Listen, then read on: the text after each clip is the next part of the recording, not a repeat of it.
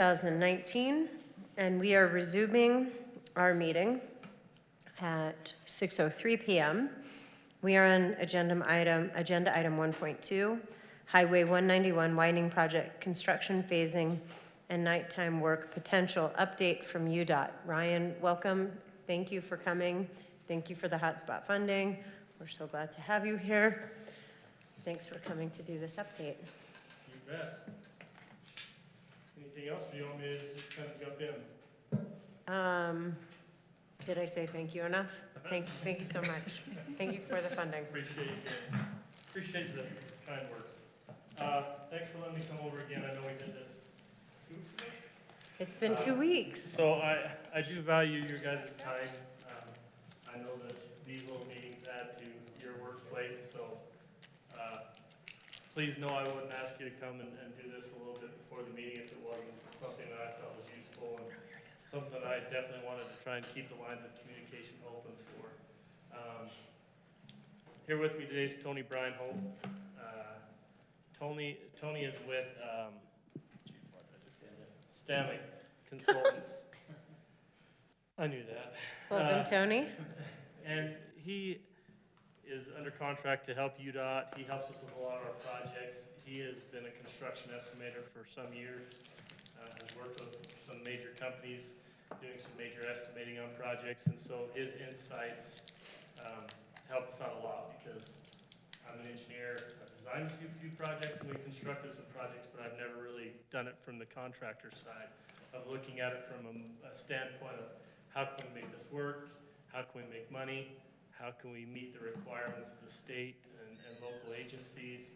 And so Tony's put a lot of effort into kind of taking our plan set and basically I would say he goes to the effort, the level of bidding it and then beyond. And he looks at kind of how the contractors are going to attack this. Is that safe to say, Tony? So any questions you have, Tony and I will be happy to try and answer those today. This is quite a large task because this is a fairly long project and there's a lot going on. So it's kind of hard to really give a really good graphical demonstration where you can see the entire project at once because it's just a kind of a high level thing. One thing I kind of wanted to mention today is we're not proposing any action items. We're not asking for any type of approval necessarily right now. We're not asking for any type of final decisions. I wanted to approach this a little differently and I wanted to kind of get your guys' opinions.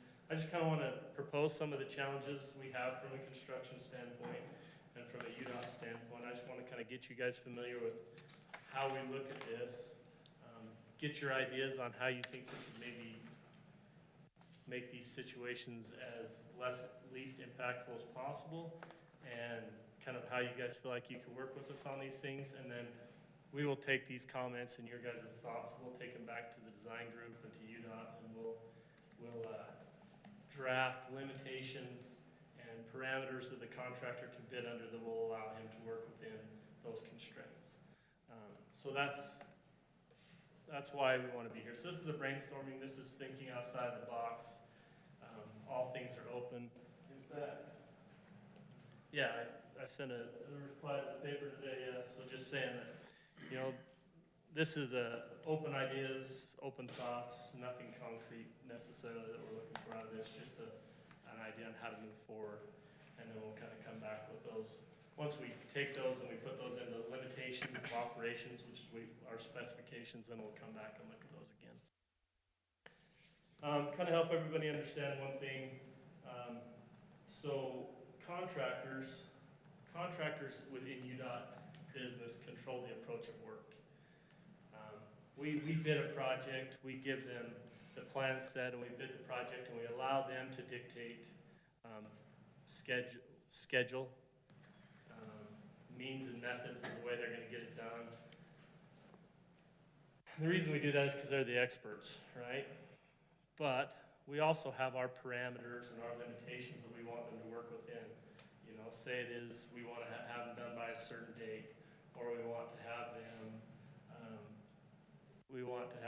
done, of course, under a certain price. We want them to not impact businesses any more than they have to. And so within that freedom that we give them, we list limitations of operations.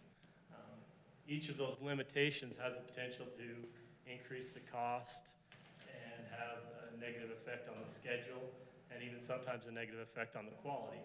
Because as a contractor, their best way to produce a good quality project in a quick time frame and a low budget is to just set down their operation and go and not worry about anything beyond their operation.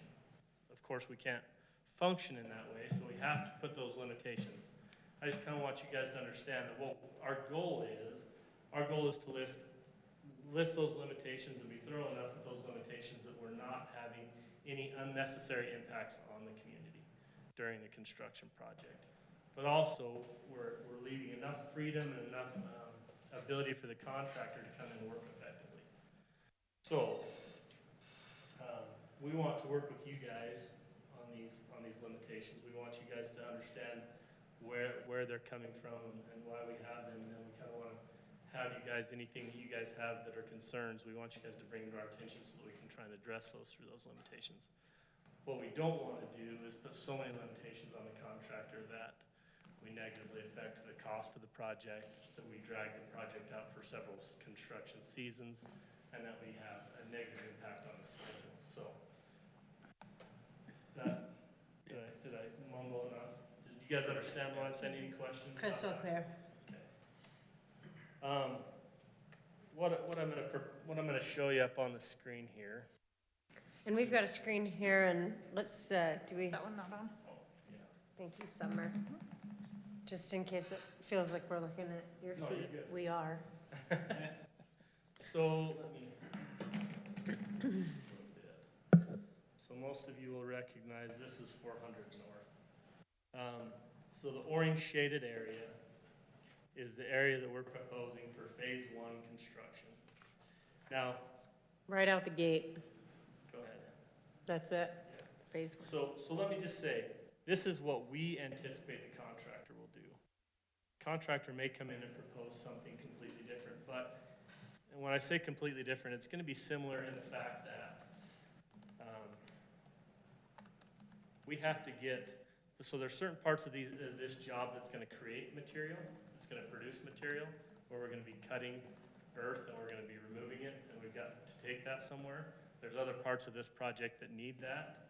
So that called mass haul or cut fill, that balancing of the project dictates a lot of the way that the contractor will phase the project. So they'll look at where they can produce the material and where they need the material, and they'll probably try and do those areas simultaneously so that they're not having to haul the material off and bring it back, or import material that's not needed and waste material that they have. So it's just a way of trying to balance the efforts. So that's kind of where this phasing started with.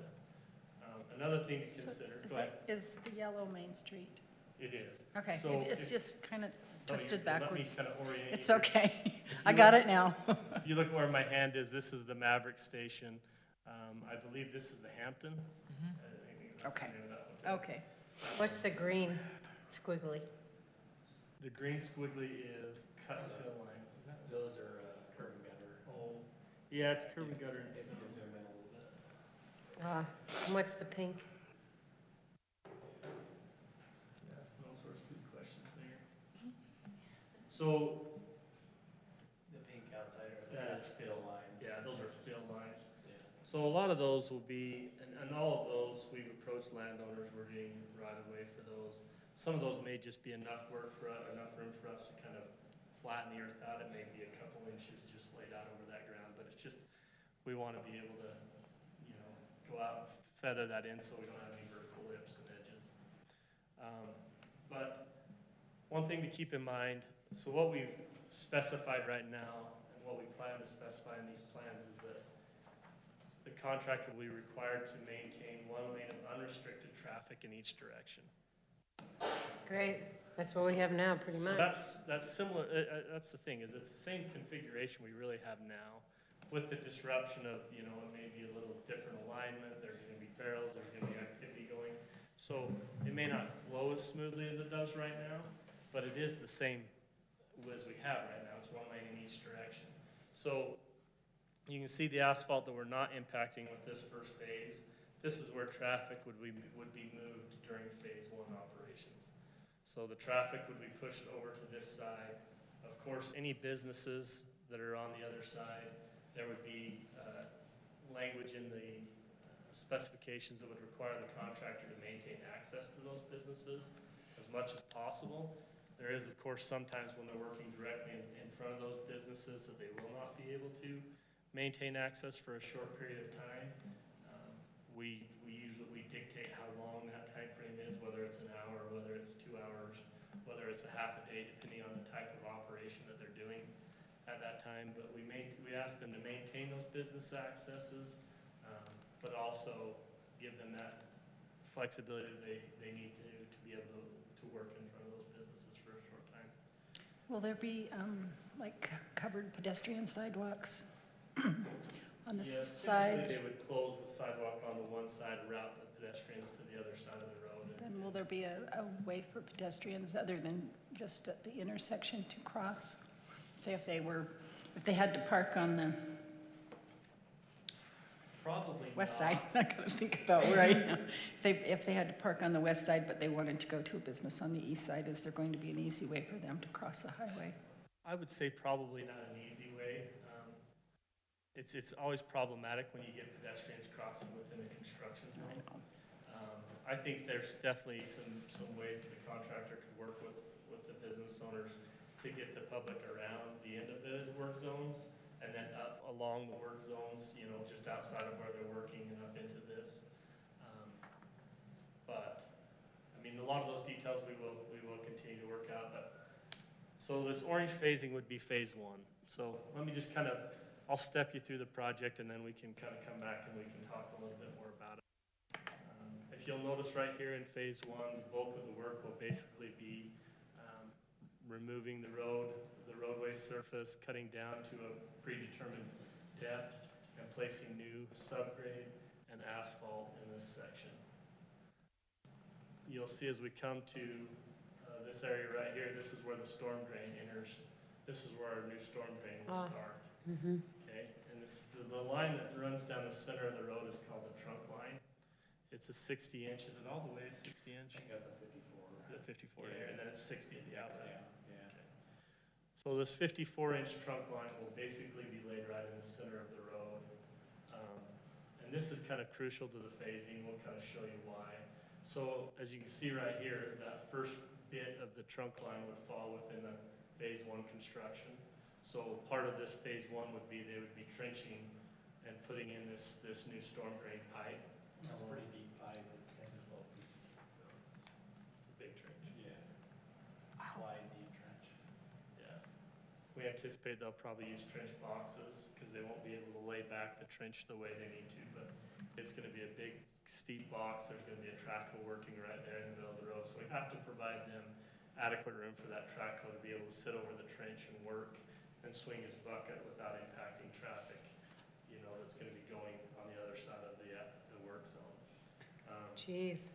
Rest assured, this is not the first time we've done this type of work. It looks kind of intimidating when you first think about it, these contractors. That's one of the reasons we don't like to be too limiting to the contractors, because our contractors, especially in the state of Utah, I think, are very innovative. And they've done this work, and they've worked with UDOT, and they've worked around these types of parameters in so many circumstances that they'll usually shock you with some of the ideas they come up with and how they approach things. You don't want to sit in their construction meetings, it's scary. Yeah.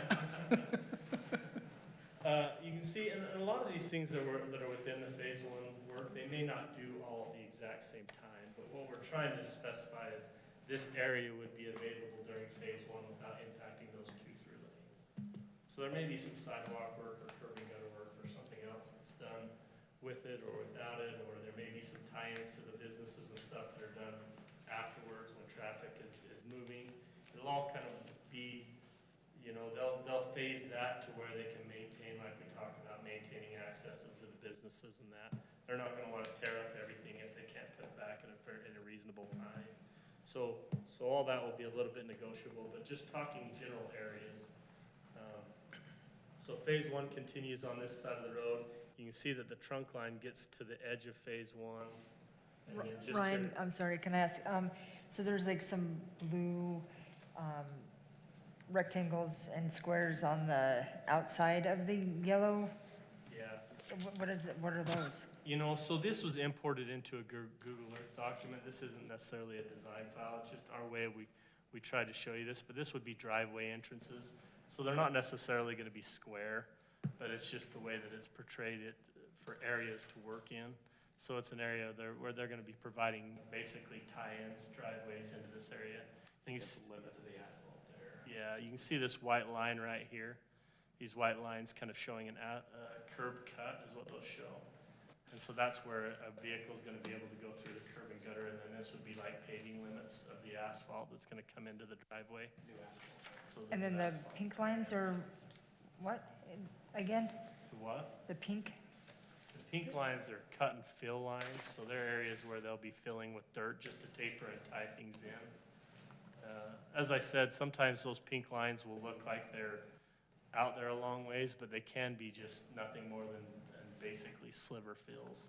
The model, when the model runs through, if there's, you know, just a couple inches of variance in the roadway, it's gonna go 10-to-1 out to catch that, so it's gonna go out there quite a ways to make it a nice flat transition into the areas. So I know you see it. The other thing you see it is you see it with some of the imagery of the buildings. It's not 100% accurate. Our satellite imagery and our alignment of our road, even when we've done our plan sets, it doesn't line up perfectly. So we don't let that control our design. We actually use survey points to control our design. This is just to kind of graphically Right. give you guys an idea of what's going on. So we're not going to be placing fill over the top of buildings or anything like that. So as you can go see just past Cermak, this is Cermak Street. As you get just north of there, the trunk line starts to get towards the edge of that, and it's going to get too close to the travel way. So we will end up going away from the trunk line right there. We'll kind of stop that trunk line construction somewhere in this area, and it will just be, again, we'll be building roadway and fill for the new widened section of the asphalt. And we'll continue up the road.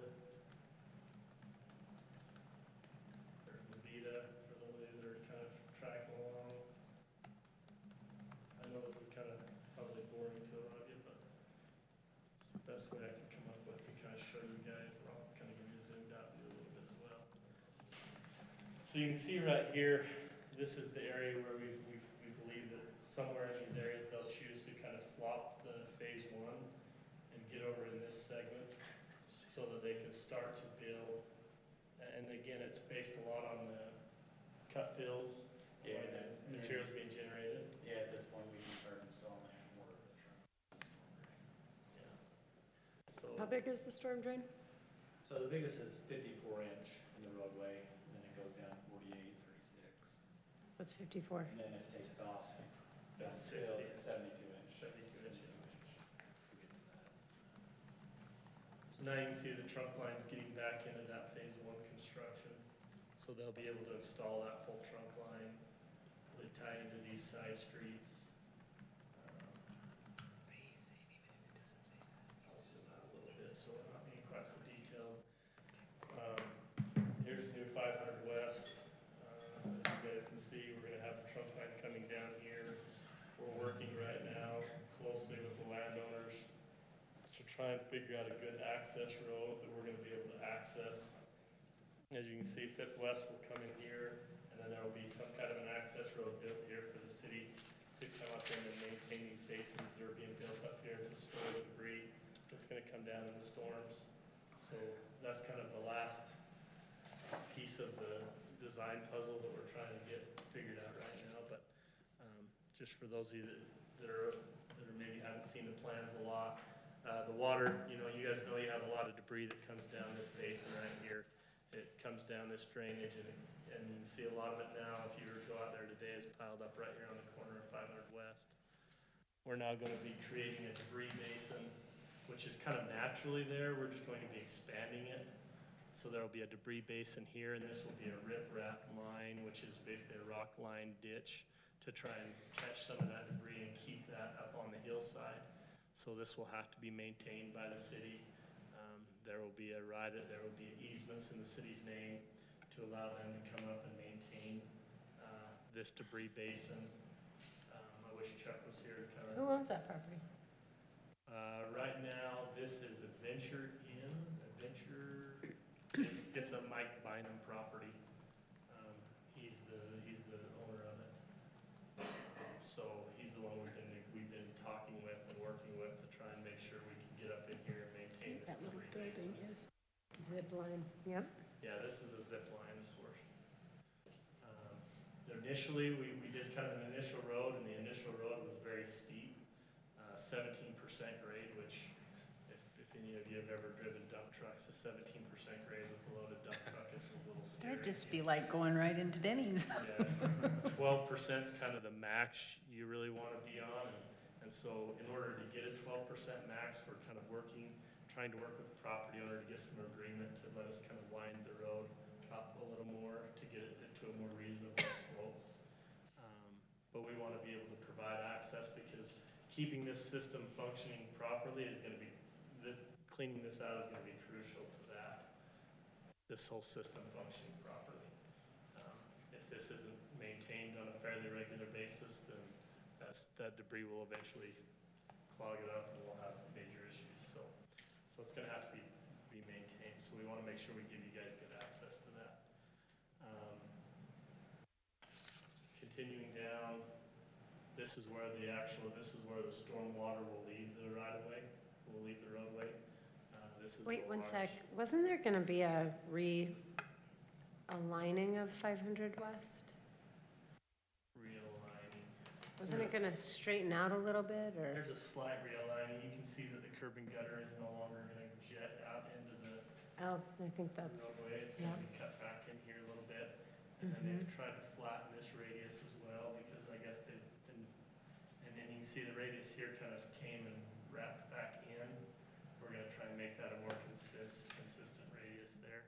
So there's some improvement to the alignment, but as far as full realignment, I'm not sure how. No, I think that's what I just couldn't tell it, yeah. Yeah, so we're gonna continue up.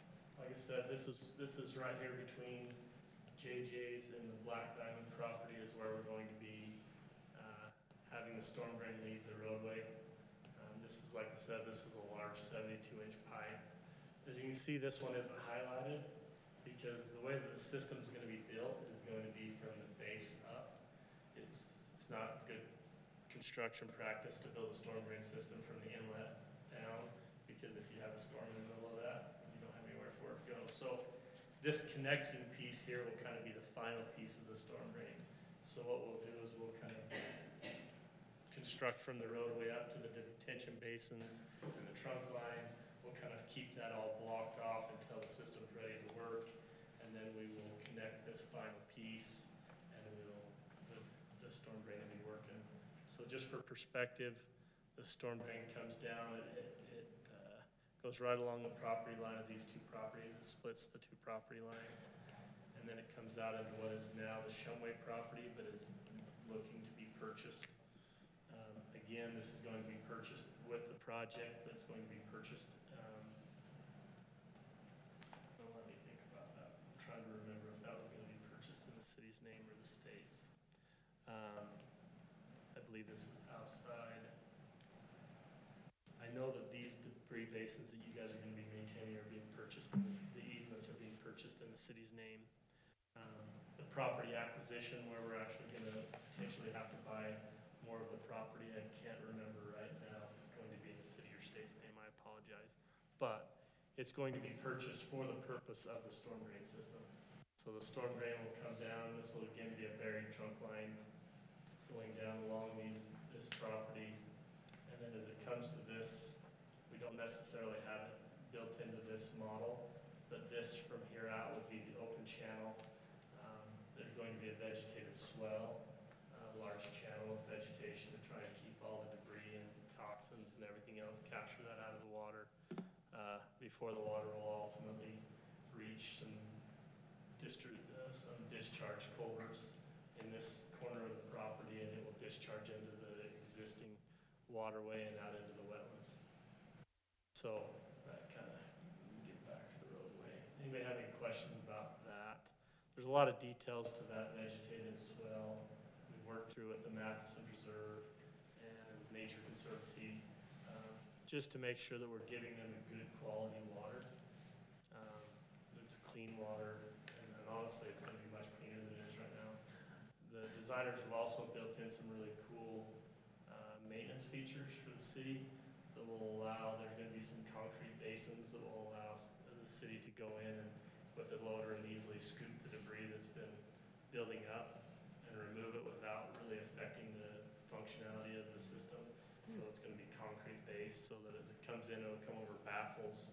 It'll kind of cause that water to drop out the sediment.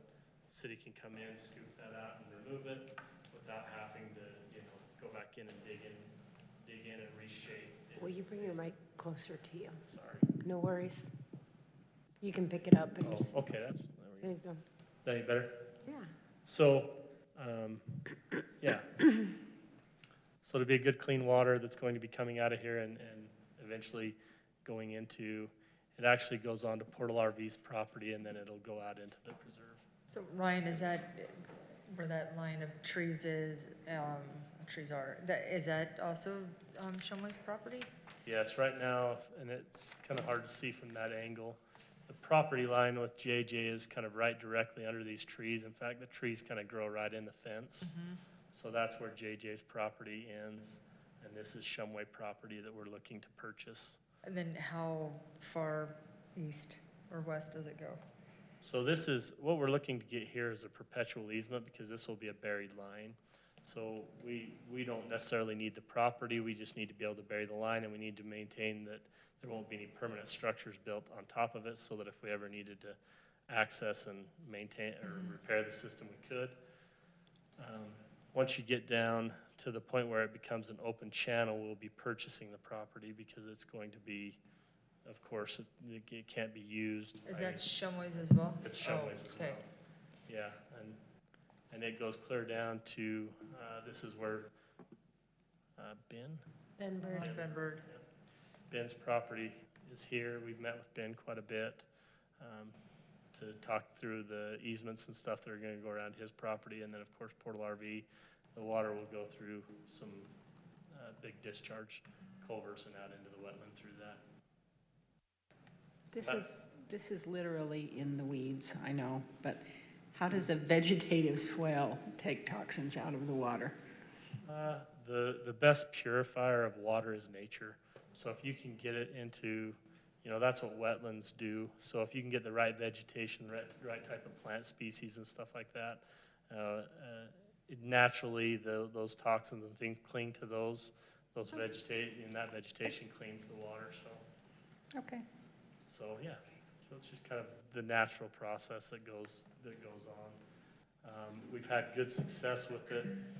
We've done a lot of testing on it on some systems that we've done in other areas, and we shared that information with the Nature Conservancy and Division to kind of ease their concerns about the water quality. And realistically, this water that we're capturing is eventually making it to the wetland already as it sheet flows across the roadway, and it's going there uncontrolled and unclean. So the water that we're going to be giving them is going to be coming from a closed system, and it's going to have some parameters in there that should keep it a lot more clean.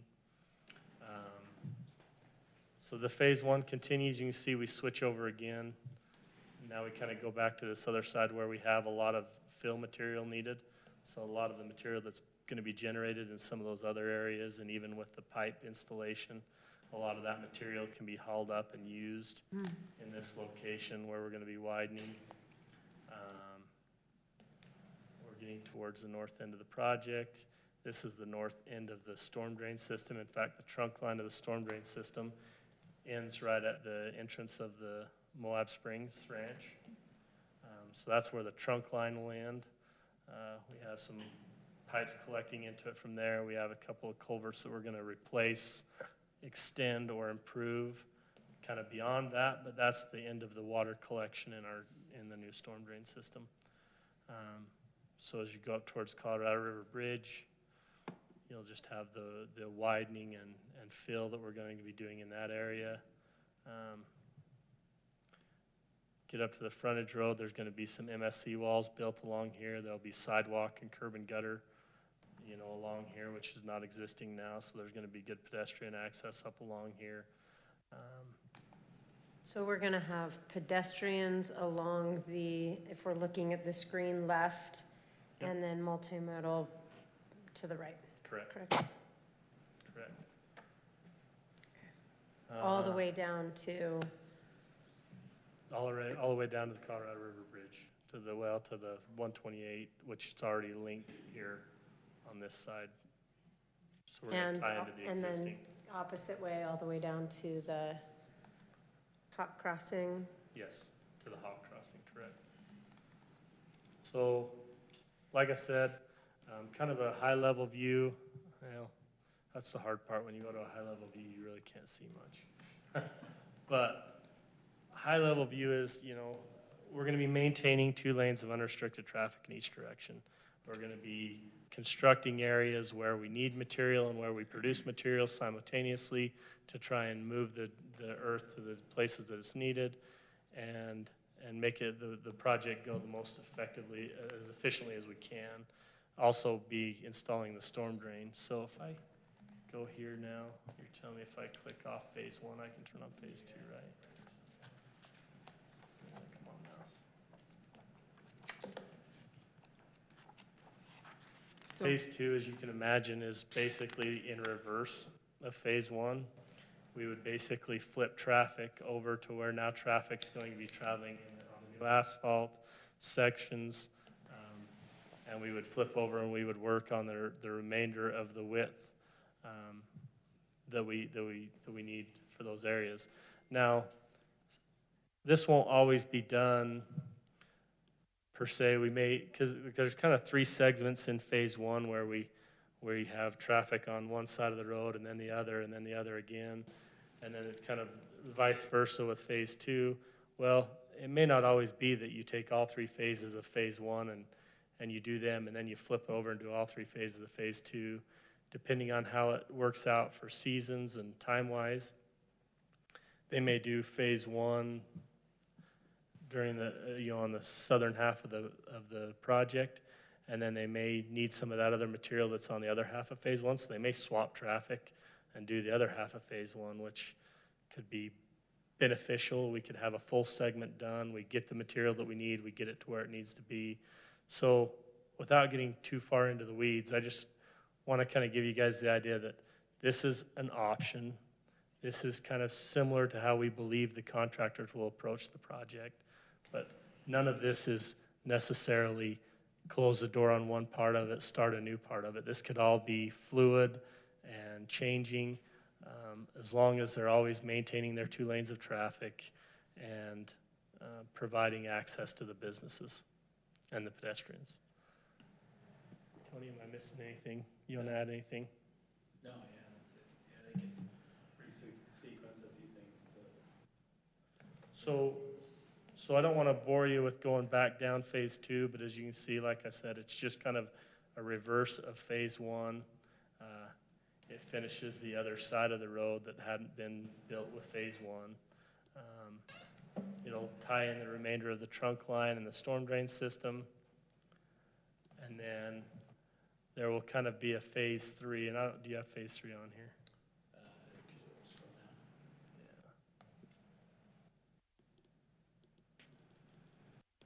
So what we would call phase 3 would basically be a lot of the, so you can kind of see the tie-ins of the storm drain systems, the tie-in areas where we've swapped traffic. There may have to be some areas where they come back in here and they fix these jointed areas where we've kind of been swapping traffic back and forth. They'll have to kind of go in and repair those areas and make those mesh with the new pavement system. What other questions or answers can I tell you about that? Timing. Mm-hmm. So, What's that, timing? Okay. Let's get to timing, but let me talk about one crucial part that will affect timing, and the mayor brought it up at the initial point of the meeting. And I mentioned limitations are gonna be, it depends on what we allow the contractor to do. As I said, a contractor ideally would probably like to sit down on one end of the project and work their way all the way to the other end of the project, but that's not realistic. We can't allow them to do that. We have to put limitations. The limitation right now is that they have to maintain 2 lanes of unrestricted traffic, where they have to maintain business accesses. Are there other limitations that we need to place on the contractor? One that is crucial and important to this project is what hours are we going to allow them to work? So I think let's talk a little bit about that, and then let's talk about schedule kind of at the end if we can. And we are running. I usually get behind schedule, and I'm behind schedule a little bit. But, so let's just talk briefly about some thoughts I had.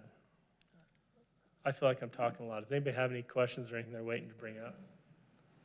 Okay. Would you guys agree that Moab still has 2 seasons, a busy season and a slower season? No. Or do you believe that all months of the year should be treated exactly the same?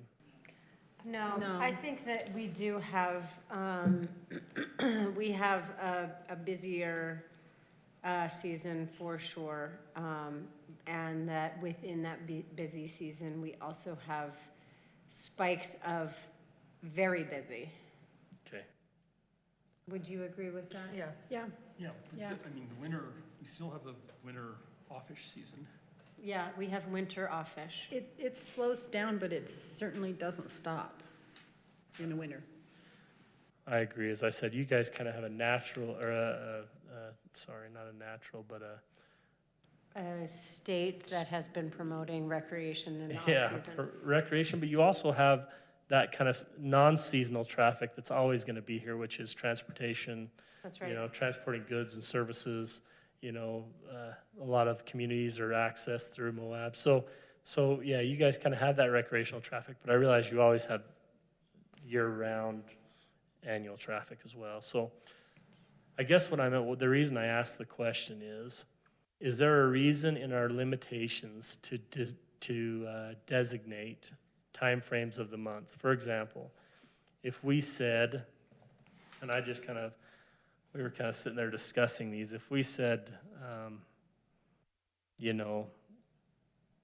December to March, and then is different than April to November, would that be being generous enough, or is there the reason we could do that would we like to put different limitations on the contractor during the busy months as opposed to the not as busy months? Or do we want to put the same limitations on the contractor throughout the entire length of the contract? Well, there was conversation when, help me with his name, from UDOT. He came to Moab like Monty Aldridge? 3 weeks. No, Monty was there, or the commissioner, Danny, the commissioner, was there at this meeting, but he was doing like the annual UDOT update, project update. Local government, Chris Potter? Yeah. It was Chris Potter. And during that, Chris made a statement. He said, construction, we look like we're going to start the project mid-April. And so it must have been mid-April. He said this time next year, mid-April. And we all kind of went, uh-oh, car show, Jeep Safari. Spring break. Not really the best time to start a project because of the traffic that the contractor's going to face. It's going to be hard for the contractor to deal with all the traffic and get a project started.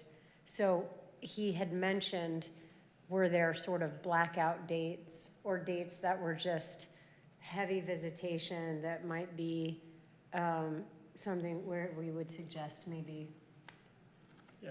those blackout dates? Is that what you're asking? Mayor, that might have been me, actually. I think that might have been my portion of that meeting where I was giving Oh, an okay. update Oh, on the that's right, project. yeah. So no, I get what you're saying. Did you? Well, I just wanted to add to that, that I think that, there might be some more nuance to the dates. I don't know how well that works with the construction process, but it seems like we could, and other promoters here could identify, like, late March could be just as problematic as April, depending on the year. Correct. But in general, having more intense construction during the winter may be worth it to shorten the construction period, I think. Thank you. I think that's a good thing that we need to discuss. So let me touch a little bit on what you brought up, Mayor, because you're correct. I forgot that you were there too, Oh, and you're- talking it, because I'm everywhere. you are, just and kidding. I'm so sorry. You were the one that was talking about that. My apologies. No, you're good. So I think realistically, we could potentially see contractors on the ground mid-November. We're hoping to bid the project in August, which, you know, Tony and I met again this morning and kind of went over the schedule a little bit. As long as we can make those dates happen, and right-of-way is definitely a big player in this. You know, we've got to get the right-of-way in place before we can work. A lot of these activities, even in the bidding process, we may bid the project with the caveat that they can't do the work until the right-of-way is acquired. That's kind of something we do from time to time. We don't love to do that. We like to get the right-of-way done ahead of schedule, but sometimes that just doesn't work for one reason or another. So there may be some areas where, you know, the work has to be done once the right-of-way is completed. So we could see construction starting in mid-November. What portion they can start with could depend on right-of-way. But I think the April 15th date that you're talking about, Mayor, is one of the hard things about winter work is they can do it's good because a lot of pipe companies don't have a lot of work in the winter. So we could potentially get a contractor that has a lot of piping crews that could come down here and focus their efforts in Moab because they don't have a lot of other areas in the state that they can be working. So it could potentially be a really good portion of the project. We could have multiple crews, potentially installing a lot of pipe at once. We could get a lot of that storm drain in place, which is a time-consuming operation, which if we were to try and do that storm line placement during the peak busy spring season would be kind of a disaster. So we could do that. The problem is, and the dates that we're talking about is we can't pave during winter months. Asphalt doesn't hold up under cold temperatures. We have to pave when the temperatures are warm enough, which is typically 50 degrees and rising. So the state of Utah says from October 15th to April 15th is the non-paving season. Paving season is from April 15th to October 15th. Now, you guys live in a unique climate to a lot of the rest of the state, whereas we may have a warm spring, and you could have 50 Not this degree. year. Yeah. It's chilly. Precisely. This year would not be, you know, if we were to have a repeat of this year next year, any type of early paving would be probably pretty unlikely. We won't. But if we were to have a warm spring like we've had in other years, where maybe in February we have 50 degrees and rising, and it looks to be that we're going to have a lot of that for continuous segments of time, there's a possibility that the region materials engineer can allow the contractor to pave earlier based on the circumstances. Now, there has to be enough production for hot plants to be willing to, it takes a lot for asphalt hot plants to fire up and start producing asphalt. So there has to be a good window and a good forecast for that type of work to happen. So it's a little iffy. Sometimes April 15th is even a little iffy.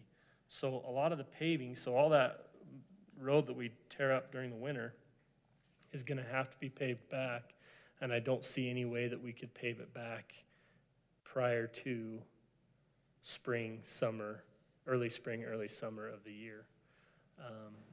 So would it be possible to do, it seems like summertime, like the dead of summer is less insane as it is, so April 12th is Easter Sunday for next year. And everything sort of falls into when Easter happens, because we have our Jeep Safari and our spring breaks, and they happen before that, but it's kind of a good thing that Easter is happening later in April, because if it's at the end of March, everything moves forward. So we get our crazy busy season at the beginning of March. So this is giving it a couple extra weeks, but is it possible?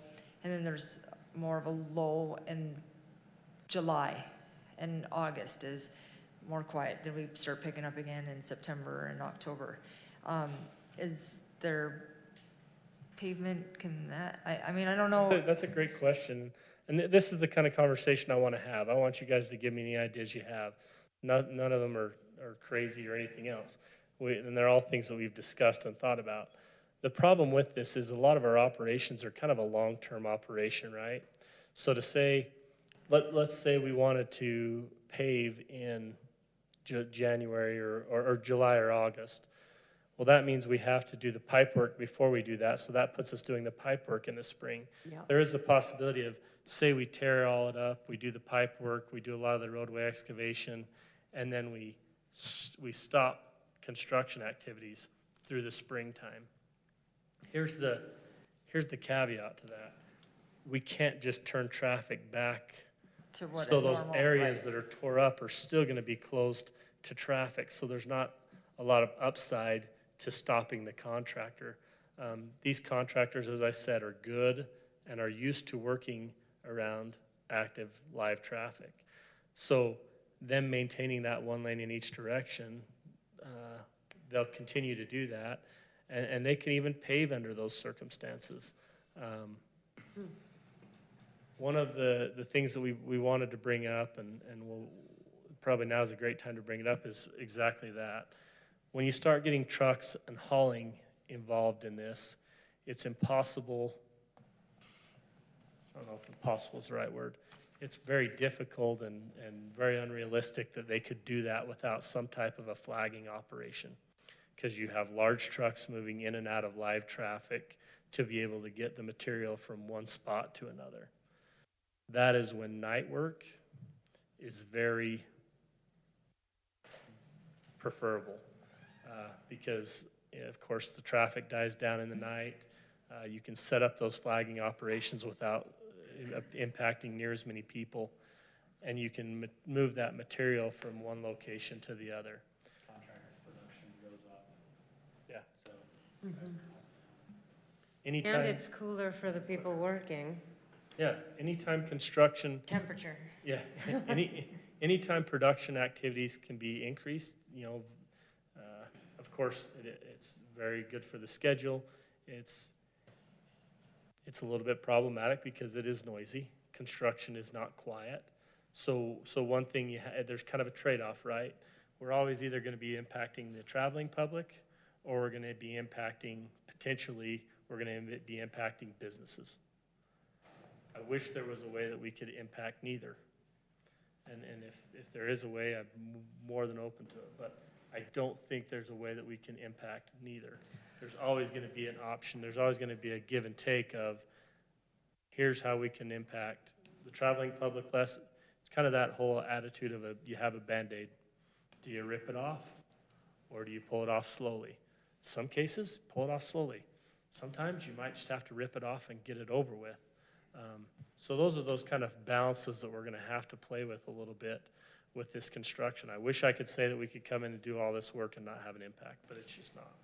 Well, I think the ripping the Band-Aid July, August, or prior to April 15, if there's bandage ripping, those are good times for that. And then in the spring, yeah, I think zooming out, this community is ready for 191 to be widened, and for us to have 4 lanes, 2 coming in and 2 leaving. And we felt the congestion this year, and we've had a lot of public comments about it. So I think it's safe to say we are willing to get through this construction project because we're ready for 4 lanes. And with noise, we're very accustomed to ATVs, so I think we can, There's nothing. oh, I'm just kidding. Can you add a budget line, a line item to our budget, earplugs for Earplugs, everyone? yeah. We do have, it's 6:53, and I want to give this council 5 minutes before our regular meeting starts at 7. For follow-up questions, for clarifying questions, do we email you? You can email me. I'll find my way over here again. I can make myself available. We want to be able to answer all your questions. Just one question I'll ask, and I'm not asking for a vote necessarily, but for us to be able to allow night work, we will have to get the city's approval because you guys Right. do have a noise ordinance in place. Is the city, if we come up with some common sense limitations on night work that we believe are restrictive enough that we're being reasonable but allow the contractor to work, is the city willing to entertain those requests? Or is the city council willing to look at that as an option, or do we need to work under a clearly daytime-only basis? My first concern about nighttime would be just the residents who live closest, the full-time residents who live closest to the project. So I don't know if there's any way, since you don't need a decision right now, is there an opportunity for like business owners and residents to weigh in on some of this? Because I don't know what they're all thinking about what's best for them, but. There is, I think it would be best for you guys to kind of take their concerns into consideration.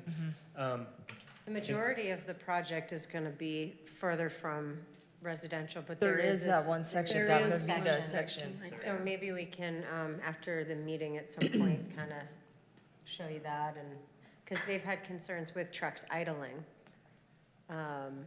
parked and idling, so the noise of that, so I Maybe imagine could- they would. I'm sorry, Emily. Go, are you through? No, sure.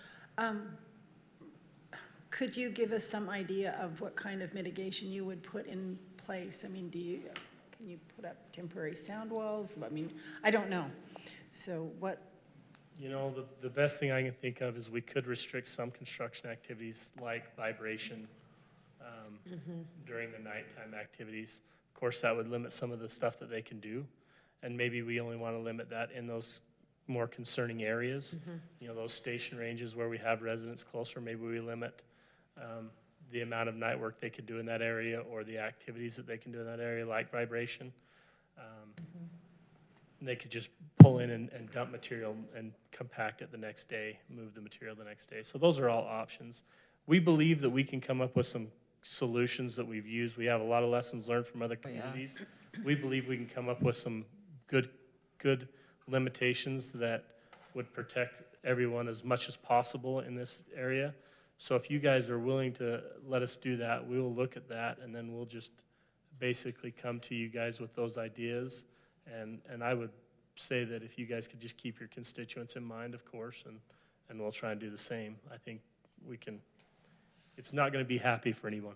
So Ryan, The end will be happy. The end will be happy. but super quickly, if best case scenario, are we looking at a year for completion, or are we looking, is it a year and a half? I mean, I've heard different I would numbers. say a full year.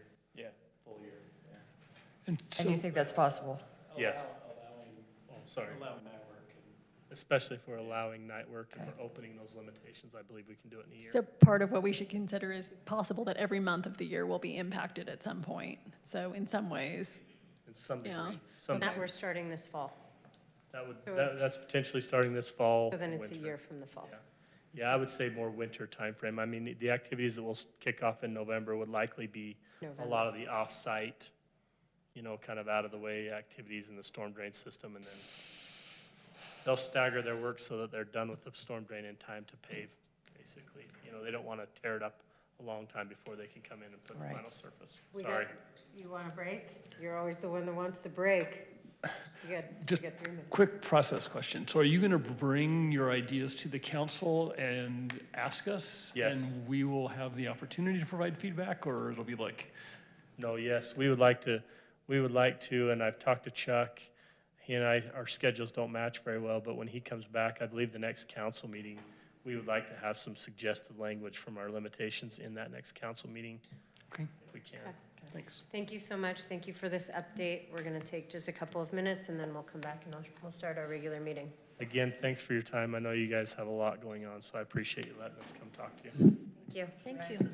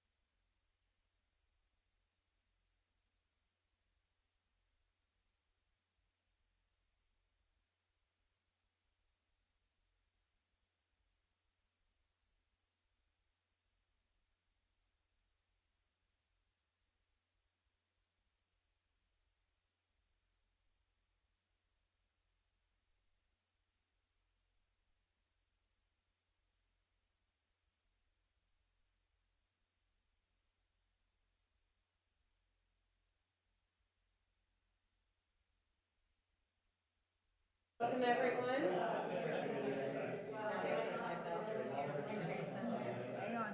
Teresa, what year? Arts Festival. Can you go to the What's entrance the year? on June 18th? What year was this? What year was this for the Arts Festival? 27. Who else is? Why wouldn't I want to? Oh, yeah. Thank you. I asked you. Okay, everyone, welcome. I'd like to call this meeting to order. Welcome, everyone, welcome. I'm going to call this meeting to order. Please join me for the Pledge of Allegiance.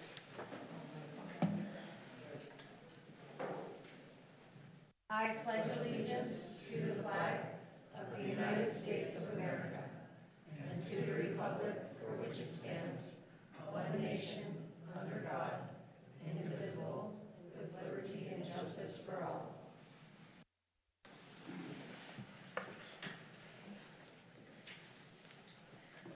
We are at number 3, approval of minutes. 3-1 minutes, May 14, 2019, regular city council meeting. Is there a motion? I can move to approve the minutes. I know I had one or two little things that Eve said she caught, and I think Kaylin had one thing, so I'll move to approve them with those changes unless anybody has more. Thank you, Ronnie. Is there a second? Second. Thank you, Kaylin. All those in favor? Aye. Aye. Motion passes 4-0. Section 4, Mayor and Council reports. I wanted to take just a brief moment of silence in honor of Memorial Day for yesterday. Please join me.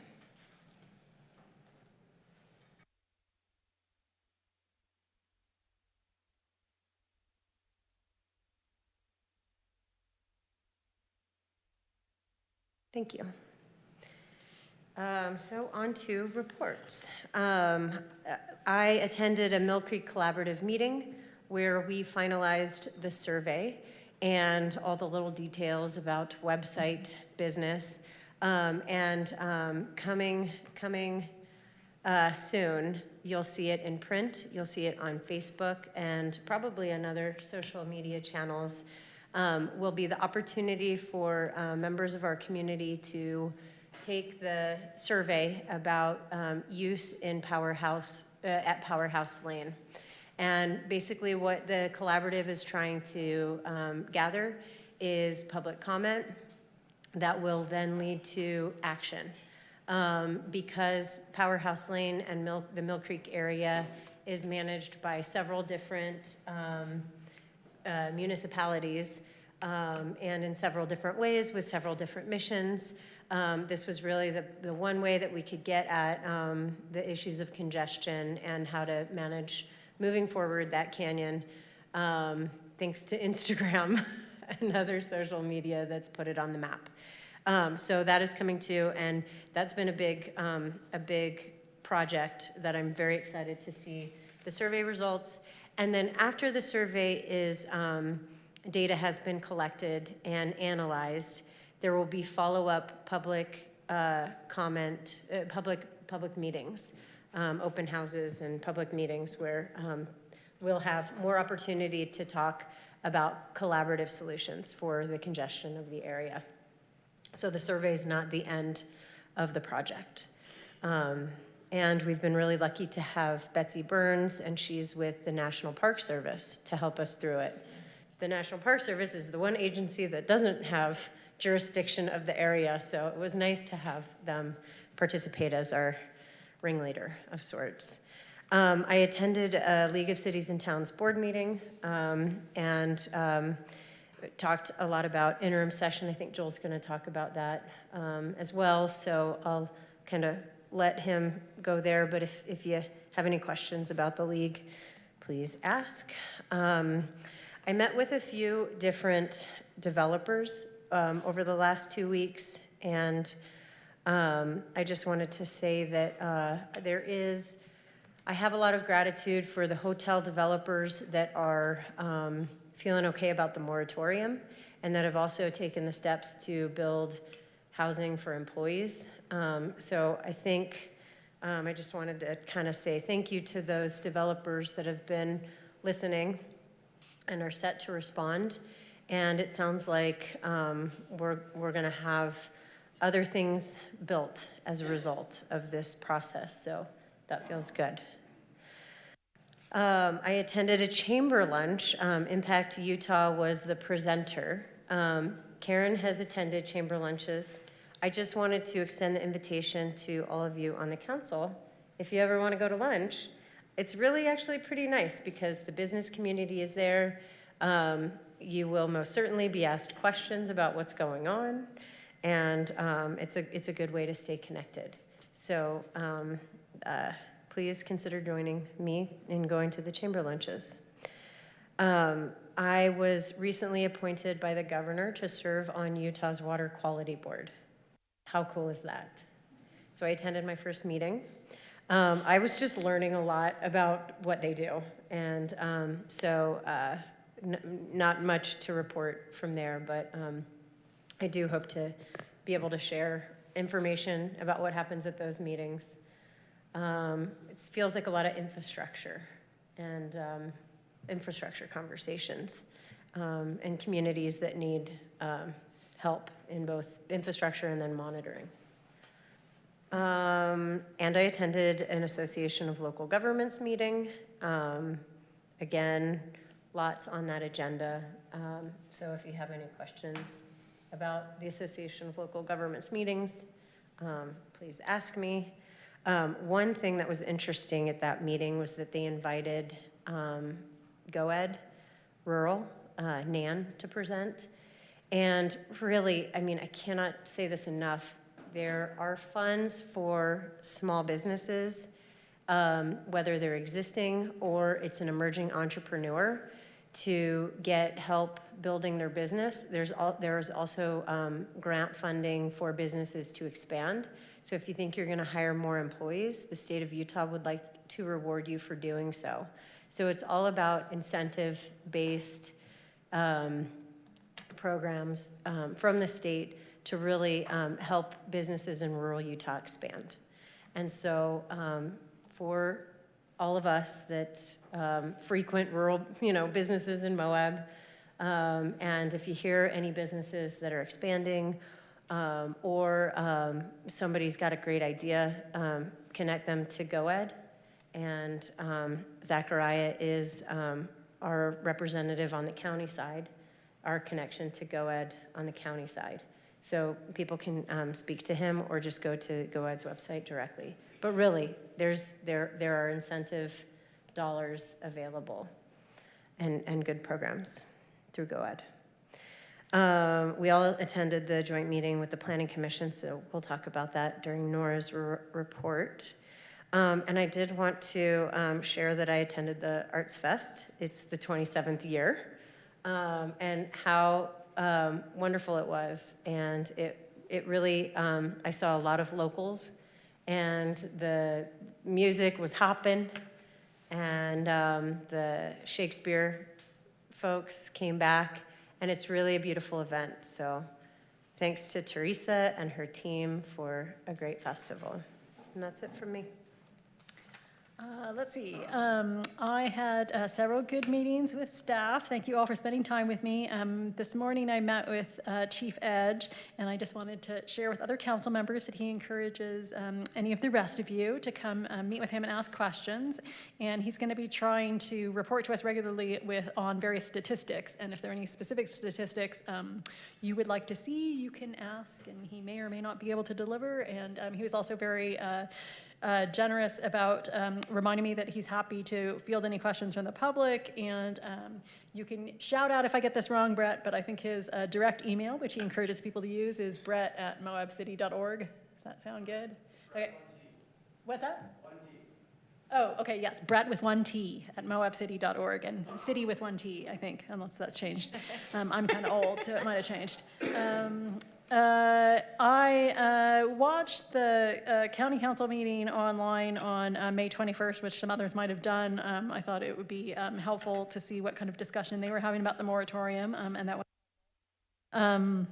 I attended the May 22nd City Hall Appreciation Lunch for the Public Works Department, and thank you again to them for the tireless work that they do, and I hope we can get them a new building soon. And Let's see. On the 23rd of May, I and probably half the town attended the open and public meetings training that the county does for special service district board members. Usually includes a budgeting component where we're all reminded about how to avoid fraud and other important accounting principles. And we also got a legislative update, which has some interesting components. So if anybody wants a copy of the one I got, it might be available online too. We did have that joint meeting with the Planning Commission to talk about the moratorium on the 23rd. That was good. I encourage anyone who missed it to watch or listen to the recording. And thank you again for the Planning Commission for their oversight and hosting that. And my last thing was I tried a new food truck in town. So thank you, entrepreneurs, for, yes, encouraging me to go out and eat. I did have just a few random things. We're all getting correspondence from members of the community, and I was just going to throw it for the council. Just somebody can comment on these or not, but just I thought at some point there might be some questions raised about. Some folks wrote us about Rally on the Rocks. I think we tried to tell them if they didn't already know. Okay, that's a county event, but some folks felt like it affected the city too, and did we want to share any thoughts with the county? We got some feedback on the moratorium and some folks urging us to start immediate communications with commercial property owners because they may not be aware of some of the changes that might be coming. So I was just going to see, just put that on the bandwidth for what we as the city could do to just educate people even more about that. I've been getting more questions, I don't know about the rest of you, about the potential for razor curfews. And again, don't think it's something the state will let us do, but I just wanted to put back out there, I'm totally willing to, and maybe we can take some residents and the chief with us, and if we have to, some UTVs and ride them around the Capitol, but to go up there and to try and help them understand even more personally, the need for local control. I mean, when we have articles showing up in our paper that say hotels are having to give people earplugs, or more and more tourists we're hearing are saying they're not going to return, I think that gives us even more of an argument for why maybe we should be able to have a little local control. I know the 500 West backups in a lot of people's minds, so I'm just throwing things out here because I'm hoping we can come back to them. Thank you. Thanks, Ronnie. I too attended the Joint Planning Commission meeting and the open and public meetings training, and so I won't bore you with the details. It's always special. I've had better training. I also attended a HASU meeting and left my notes in my other book. But if I remember correctly, they are moving along with a new self-help program. I believe there are 11 self-help houses that will be in that development, along with, I think the number is 18 rentals. They've got permission to sell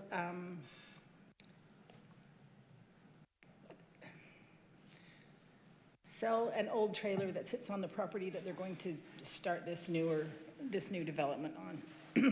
There's some bureaucracy and red tape that goes into that sale. I also attended a museum board meeting. We met a young lady that will be the curatorial and collections manager. Did I say that word right?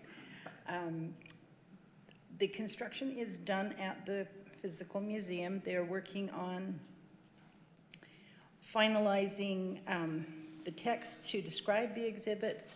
The exhibits are slowly being brought back into the museum. There's just a boatload of work that goes into storing those artifacts and storing them properly and getting them back into the museum. There's they're hoping to do some temporary exhibits, and then the information then gets posted on the website so that the temporary exhibits aren't completely gone. But they can't house everything that they have at that physical building any longer. And I was going to tell you about the Black Hole Quilt Challenge, but Deb is here. Can I have Deb come explain? Can you tell us what the quilt challenge is? Can you come up? Microphone. Is that okay if I Sure. do that? But come, please. If Because you she'll don't do a mind. much better job than I have like notes scratched down here, and she'll do a much better job. I'm Deb Selector from Moab, and I am doing a quilt challenge about the black hole, proving Einstein's theory. Quilts are very historic. That's one of the reasons why we do quilts. It's going to be very little. The quilts are 8 by 10, and they will be shown at the museum, and it will be viewer's choice. But what I am doing is no one's going to know who made those quilts. I want it opened up to everybody, and I even have some international people who are participating, because I have found when we vote on the quilts at the museum, normally it's all the friends and families, and they vote for the people who they know. So I want this to be totally unbiased. And there will be cash prizes. Top prize is $100, and then it goes down to $25 for the fourth place. And so that's coming strictly from me sponsoring everything. And the museum has graciously said that they would allow me to have all that in October. So the quilts come back to me in September so that we can start hanging. But, Thank you. yeah. Thank you. She did a much better job. I did learn one very important bit of trivia. A quilt is simply 3 layers bound together. 3 layers of something. So that's all I have. Oh, no, it's not all I have. Norm and I went out to the cemetery out in Spanish Valley, and we're honored to help the VFW place the crosses and the flags in the display for the veterans. It was beautiful. It was. Thanks, Tawny. I attended a school board meeting, a Grand County School District Board meeting.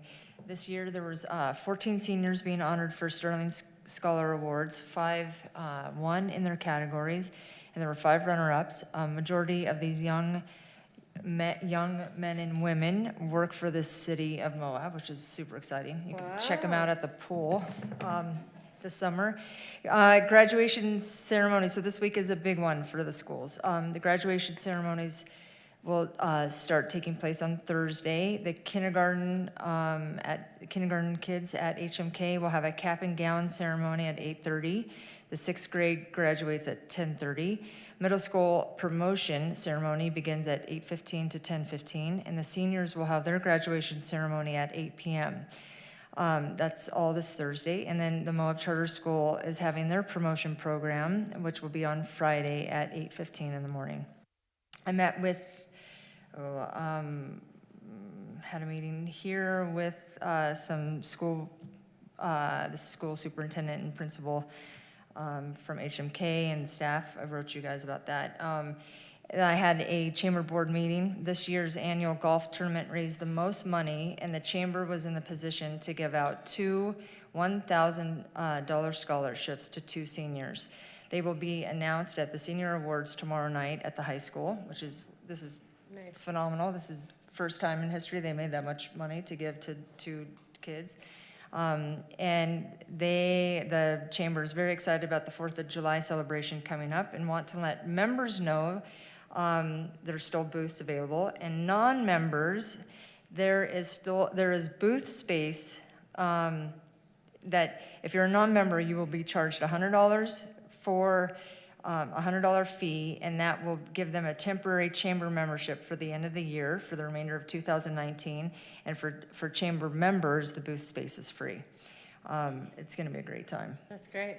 Yeah, I attended the Transit Authority meeting in which UDOT and Cambridge Logistics presented the scope of the rail study that UDOT has committed to funding. This study is a high-level examination of the opportunities and consideration and feasibility of train service for Moab.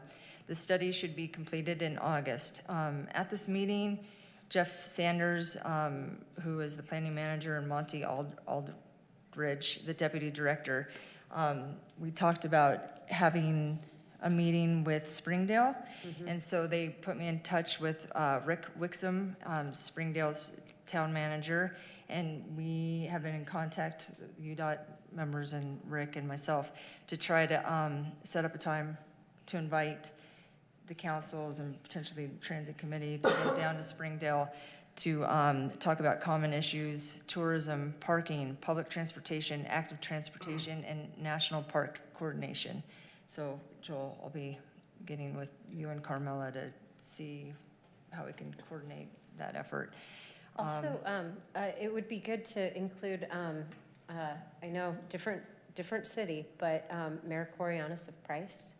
He's very interested in collaborating and participating in all of the transit conversations because they are very motivated to have rail traffic, passenger rail. So, yes, okay. And they, in fact, I think they were invited at one point to come down when it is concerning with the rail study. Yeah. The Springdale is a little different. Close, the town. More shuttle. closely related to the parks and tourism, so, yeah. So you guys will all be getting an invite soon, and we'll try to pick a date. And that's it. Thanks, Karen. I attended WeatherCon, the 2019 Utah Weather Conservation Conference in Salt Lake City. And there was a couple of high-level sessions which touched on the importance of setting aspirational goals. Better to reach high and fall a little short than limit your sights to what's obviously achievable. One of the most interesting sessions was on the Utah Regional Weather Conservation Goals. We sort of got a preview of the draft, which is being done by staff, as well as Bone Collins is the contractor on it. And they, it's going to set regional weather conservation goals. And it's just municipal and industrial, so residential, commercial, parks. It doesn't look at supply or ag at this time, but they're anticipating that there will be additional phases down the road. We are in the upper Colorado River region, so we're clustered with Grand, Emery, Carbon, and San Juan County. And the draft on this slide was that they'll be aiming for a 19% reduction by 2030 in our water use. So 2030. Yeah. So I thought this was perhaps an interesting context. We have a water conservation committee, but I realize that I'm not sure how much staff support they get, and it seems like having staff support is important for committees to actually to help them get things done. And so perhaps if we have this state level context that, as well as some other resources for them, perhaps we can make more concrete steps towards that. They did do some outreach, public engagement early in the water conservation goal process, and thought it was interesting that in their public surveys, that people identified conservation as an inherent good, that being efficient and conserving resources was valued just in and of itself, outside of like the specific achievables from that with water. In late September, there will be a water conservation certification program put on jointly by state level water management entities. So I thought that might be a good engagement opportunity for members of the Water Conservation Committee, although some of them might be able to teach there, given their credentials. There's also let's see, other sessions touched on that there's the federal Water Smart program does have a grants, which is a 50% non-federal cost share, but it covers things like SCADA, canal lining for efficiency, irrigation flow monitoring, landscape irrigation measures, and energy efficiency as it relates to water delivery. So perhaps if we have more grant writing capacity, that's something that could dovetail with that work. Might be good to report back to new Public Works Director. That evening, I went to the Utah ASLA Annual Award Center to receive, on behalf of the city, the Urban Design Utah 2019 Legacy Award for Incremental Development and Adaptability for the Moab Center Street Arts, Recreation, and Civic District and Streetscape. So, paraphrasing heavily from the language in the proclamation, beyond the natural wonders that drive commerce in the region today, local residents have been persistently developing a special place of their own. Visitors who pass by on Main Street may not even be aware of the quieter Center Street Crossroad and the flourishing arts, recreation, and civic district. Over the past 2 decades, this placemaking endeavor has evolved more by opportunity, cooperation, and resolve than a formal master plan. Urban Design Utah commends the thoughtful work of past and present community leaders and citizens who have been champions for the adaptive development of this district as an exemplary placemaking achievement. This exceptional center of community gathering in its many forms provides essential stability and quality of life for a community in transition. So, frankly, when I first heard about this, I thought, oh, what's so special about Center Street?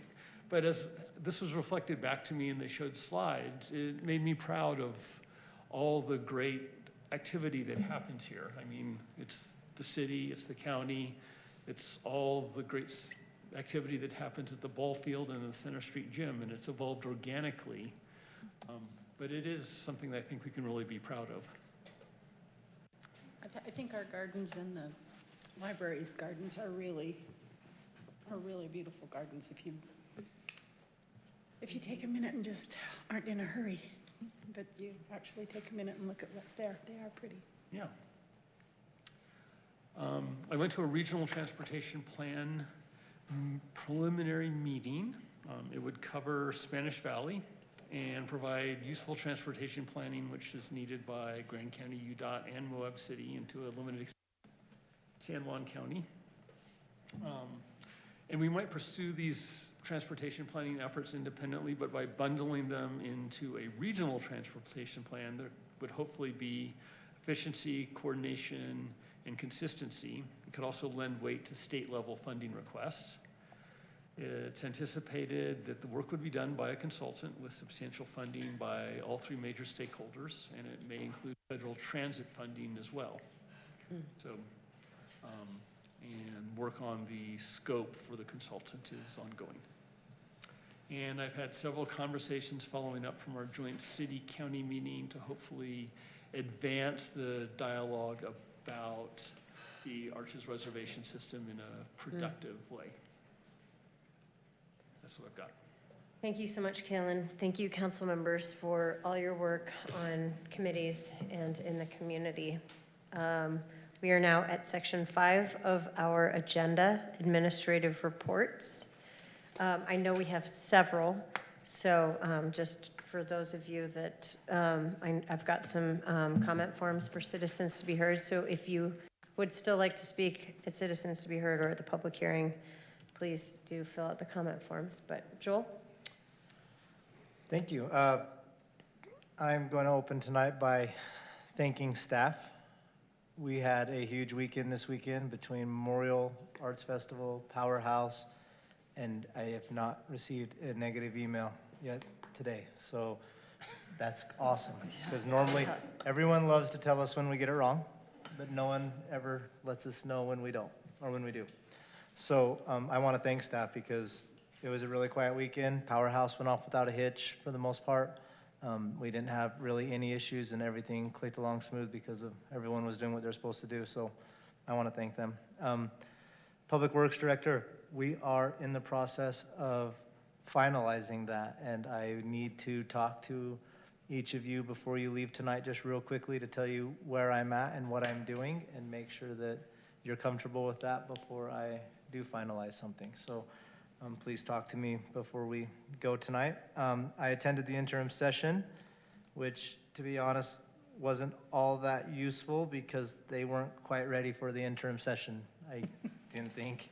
But they did discuss a lot of the same things that they left leaving the regular session, and we picked up kind of there. They have formed the Tax Restructuring and Equalization Task Force.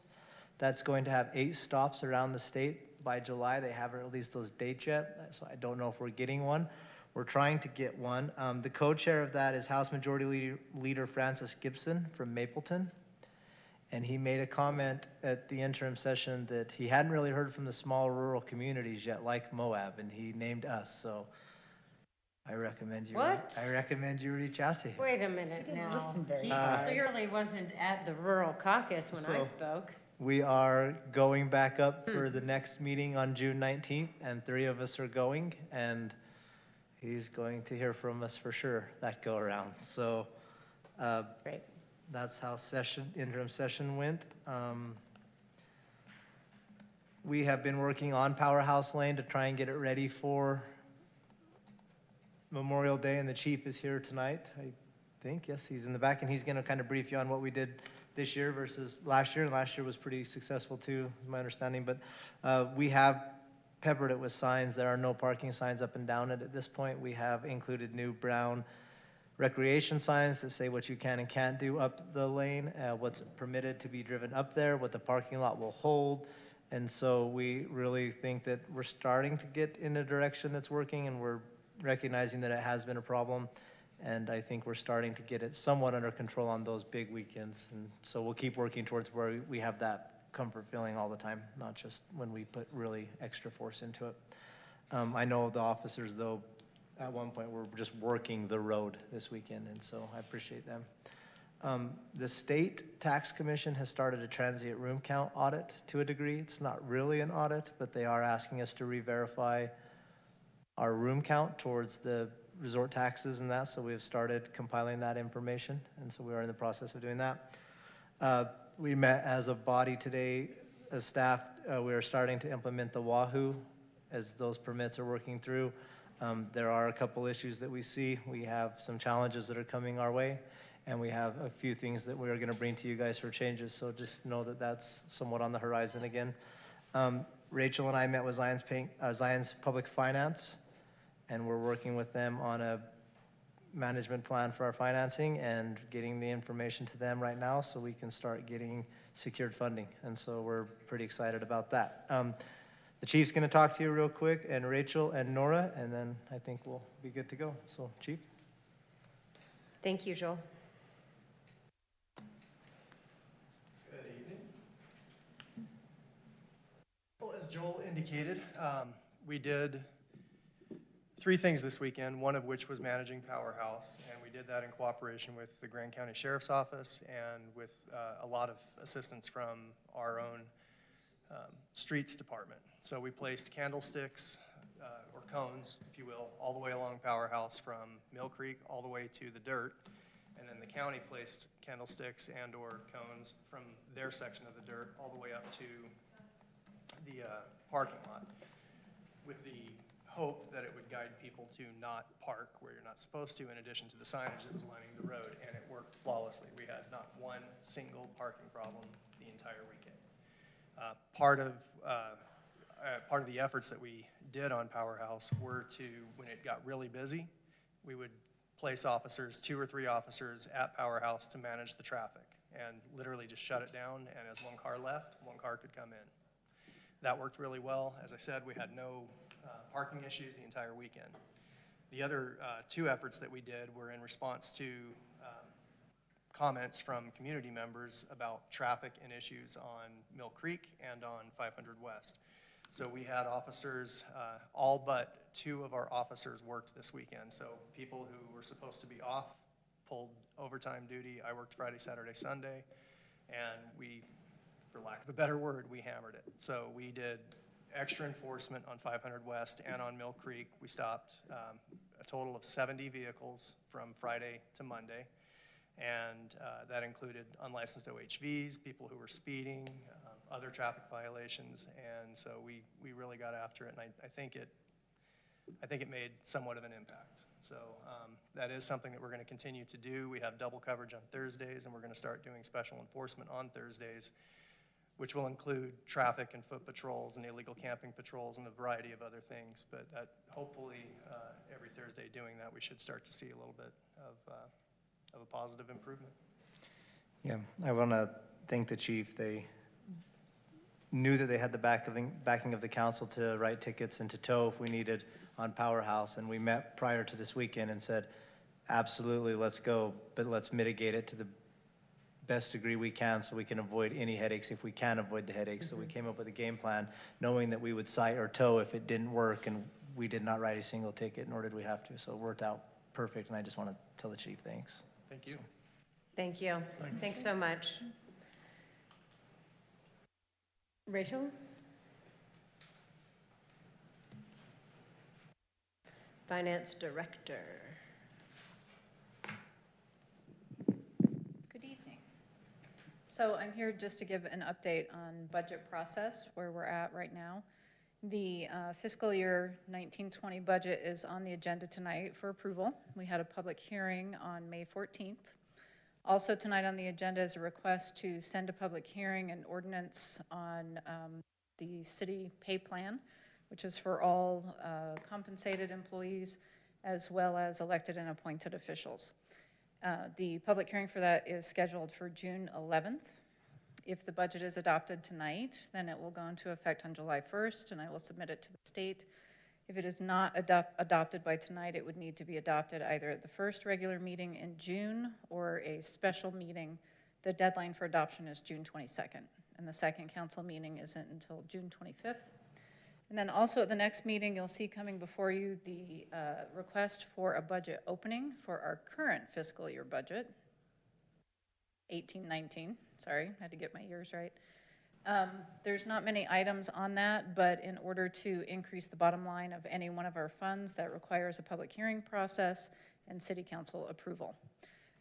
It's your preference if you would rather have that public hearing on June 11th, the same night as the salaries ordinance, and then adopted on June 25th, or previously we have had the public hearing on the budget opening the last meeting in June, and then you adopt it the last meeting in June. Do you have a preference? What's your recommendation? What's easiest for you? To do the former? Generally, I think it's easier to have the two public hearings on two separate meetings, just because there's a lot of confusion of the what it is. 2 fiscal years. Okay. Well, then that seems reasonable to separate them. Yeah. Thanks for asking. Okay. Are there any other questions on process? No, just more to talk about later tonight, I guess. Okay, thank you. Thanks, Rachel.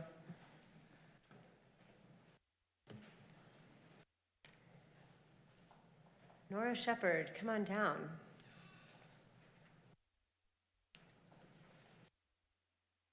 Our new planning director. Thank you. Good evening. Good evening. So we met, as you all mentioned, as City Council and Planning Commission at a joint meeting last Thursday, which I thought was quite productive. I have been emailing a little bit back and forth with our consultant and have given him some direction. And I also sent the link to the YouTube video so that he could watch that, so that he could, hear it from the horse's mouth. Zachariah's been out of town, but should return tomorrow or Thursday morning. And once he comes back, the consultant and Zachariah and I will get on the phone and try to map out from here dates and deliverables. So I hope to do that by the end of the week, and then I can send that information off to you. I also looked at Durango's ordinances. Boy, are they detailed. They're amazing. It's big. It was a big effort, I'm sure. But they have some pretty impressive stuff going on in Durango. So thanks for that reference. Do you have any other specific questions? I just need a reminder. Did you need any additional comments from us by Friday? Yeah, Okay. any just comments on, on the code, the overlay zones, if you've had an opportunity to look at those further, or any other comments that you've heard that you want us to address? Well, I've gotten quite a number of emails, and those will all be forwarded to you. And some planning commissioners, some back and forth, and so you'll be aware of all that and kind of the next steps as we move forward.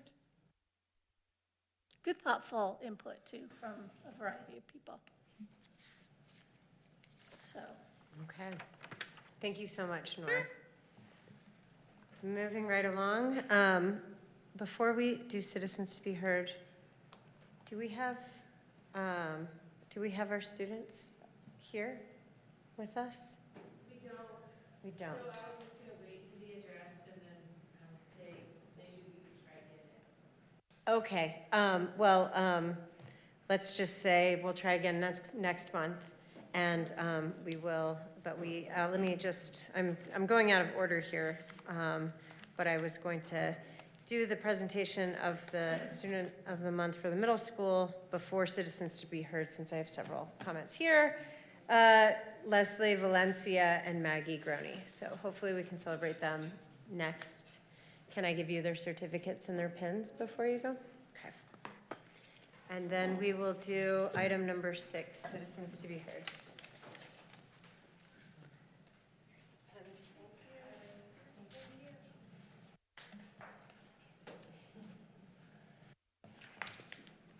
Teresa King. Very quickly, I know you have a long agenda, but I want to thank you in person again for all the city's help with the Moab Arts Festival this weekend. There are many different people involved with it, but the city has been so supportive over all these years.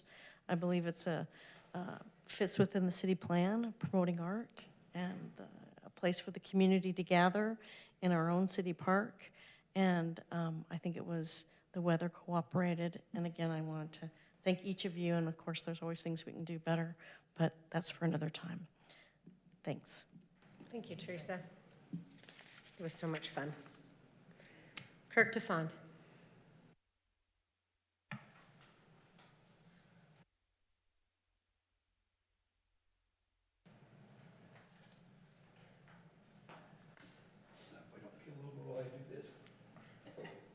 Well, thanks for the opportunity to be a citizen to be heard. I really kind of hate to do this, to come and be a thorn in your side, but under the circumstances, I'm compelled to do so. I'm here to protest the passing of the City Ordinance 2019-2, Chapter 1768, Planned Affordable Development, passed May 14th.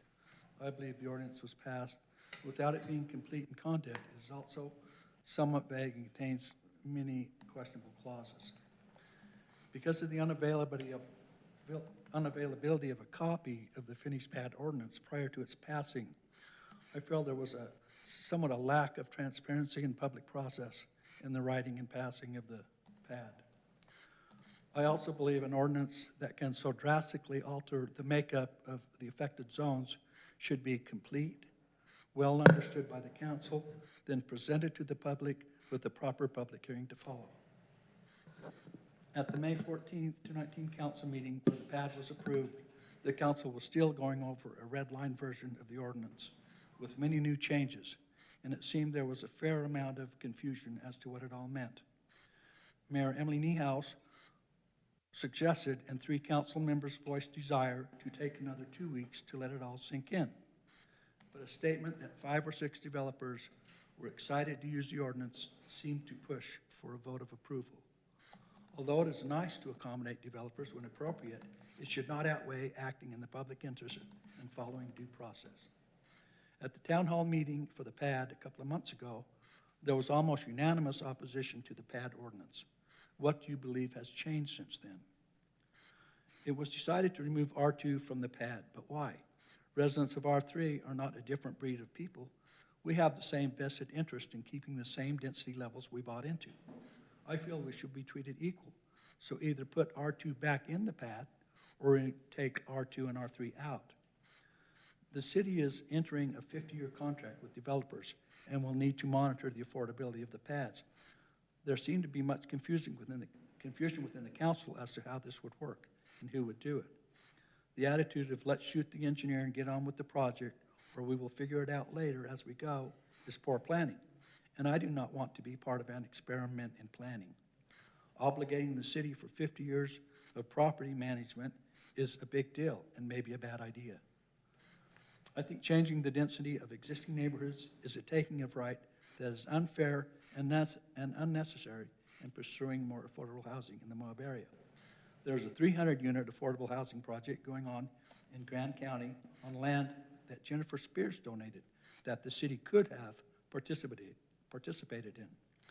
Grand County has a large high-density overlay that could be utilized for affordable housing without affecting existing neighborhoods in the city. Specific items in the pad I find objectionable are no minimum lot size in combination with 275 square foot unit size, the term reasonably anticipated stormwater, the method of calculating building height, and the waiver of requirement of submittal of a site plan for developments under 6 units and less. There's no mention of maximum units allowed per development. I'm asking you to rescind the pad ordinance and finish it, present it to the public, and proceed with the public hearing process. Thank you. Thank you for your comments. Can we keep what you wrote and scan it? You submitted. Thank you. Thank you so much. Barbara Hicks.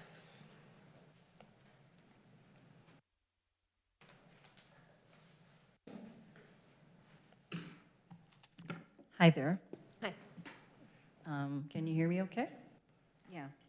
My name is Barbara Hicks, and I attended the budget workshop today and have comments and suggestions. A suggestion, the next time council and mayor pay compensation comes up is maybe form a budget committee, an unbiased and an objective group to make a recommendation to the council. This will help to remove the inherent conflict of council members and mayor debating their own pay increases. I just couldn't help but notice the angst and the emotion that is involved in discussing your own pay. That's a tough subject to handle. And I concur with Ronnie's suggestion to install more 20-mile-per-hour street signs in neighborhoods and painting crosswalks at the city ballpark. Tawny's suggestion of raising P&Z committee member pay deserves more discussion. $50 per meeting sounds too low for what they do and what they put up with. But I also am here primarily to talk about the pay increase for the council and the mayor.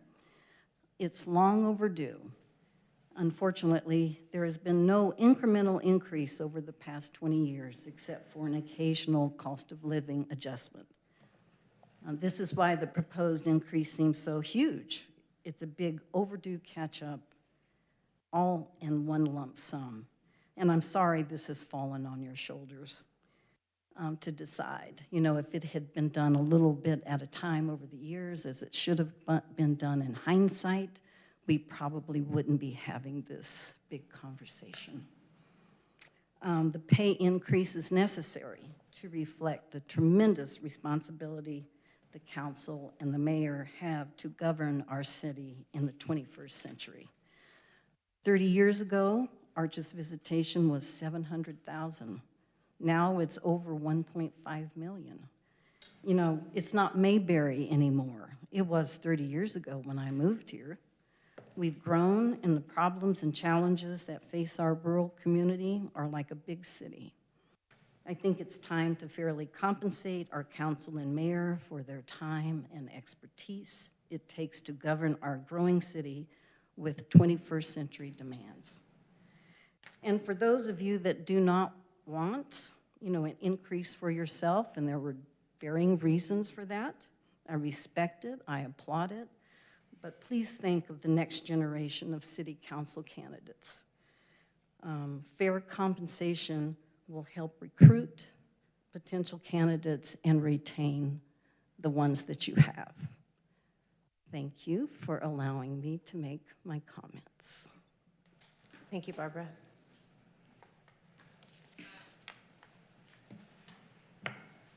Sarah Melnikoff.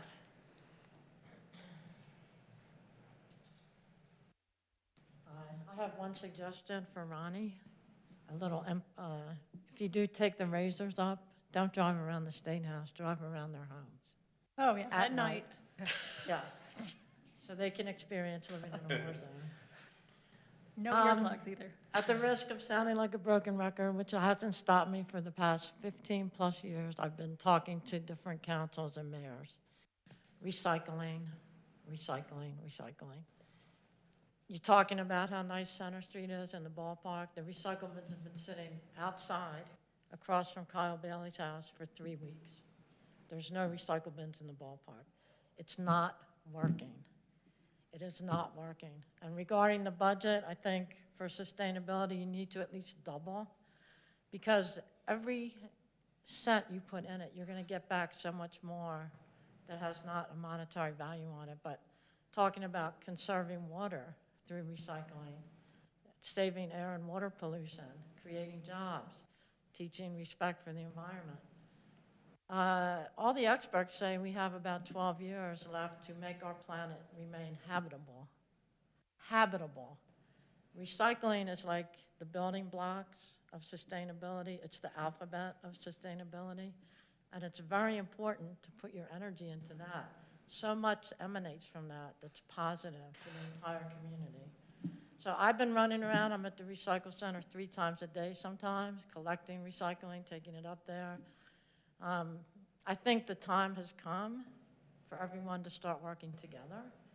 So Monument, the Solid Waste District, Moab Solutions, to look, just like we do with the homeless, we cobble together responses to things we don't have good answers for. So maybe the residential is working a little better. The public recycling is a huge failure, huge. And it's a sin. I mean, 140 million aluminum cans are wasted every day in this country. What does that mean? To replace them, you're dislocating 100,000 indigenous people from their land to build a hydroelectric power plant where you don't need one. Those could be back on the shelf. So what are we teaching the kids? Center Street might look pretty, but there's something ugly when there's not recycling for the people. I have been accused of approaching the Bernie Sanders level of recycling advocacy, but I will take that. So I'm making the offer again that it always falls on deaf ears or goes into a black hole. I will volunteer my time to train any city workers or group of volunteers in the proper placement, signage, maintenance of recycle bins so that you don't have for 3 or 4 weeks. Does anyone notice they're not in the ballpark? Yeah, I went over Well, and looked. Joel probably notices because he's noticing things. I went over and looked at them today, and they're green tagged from, I think, the plastic seats in them. So I think tomorrow we're gonna have to go pick them all up and take them down to the shop and dump them all out and clean them all. Yeah, apparently we had a TV in the park we needed to throw away. That can go to the recycle center the second Tuesday of every month when they do electronics. So tomorrow, I saw it, I had an appointment over there at Community Rebuilds today at 4, and when I was walking over there at 4, I noticed they were all green tagged, and so I'll take care of it tomorrow. I see them every day, and I suggested sending a picture of those chairs could be given away that are all loaded into the recycle bins. Yeah. And not be landfill. No, So, we'll do that. yeah, but it's like that in the parks and everywhere else, so anyway. Hopefully that can be brought front and center. It's vitally important. And what we're teaching our kids when there's no bins is it doesn't really matter. Is it just for show? We can cross off a box that said we install recycling and nobody's taking care of it. It would be like leaving an infant by themselves in a room. They're not going to change their own diaper. You have to be involved in it. And I am happy again to offer any of my time to help with that. Thanks. Thank you, Sarah.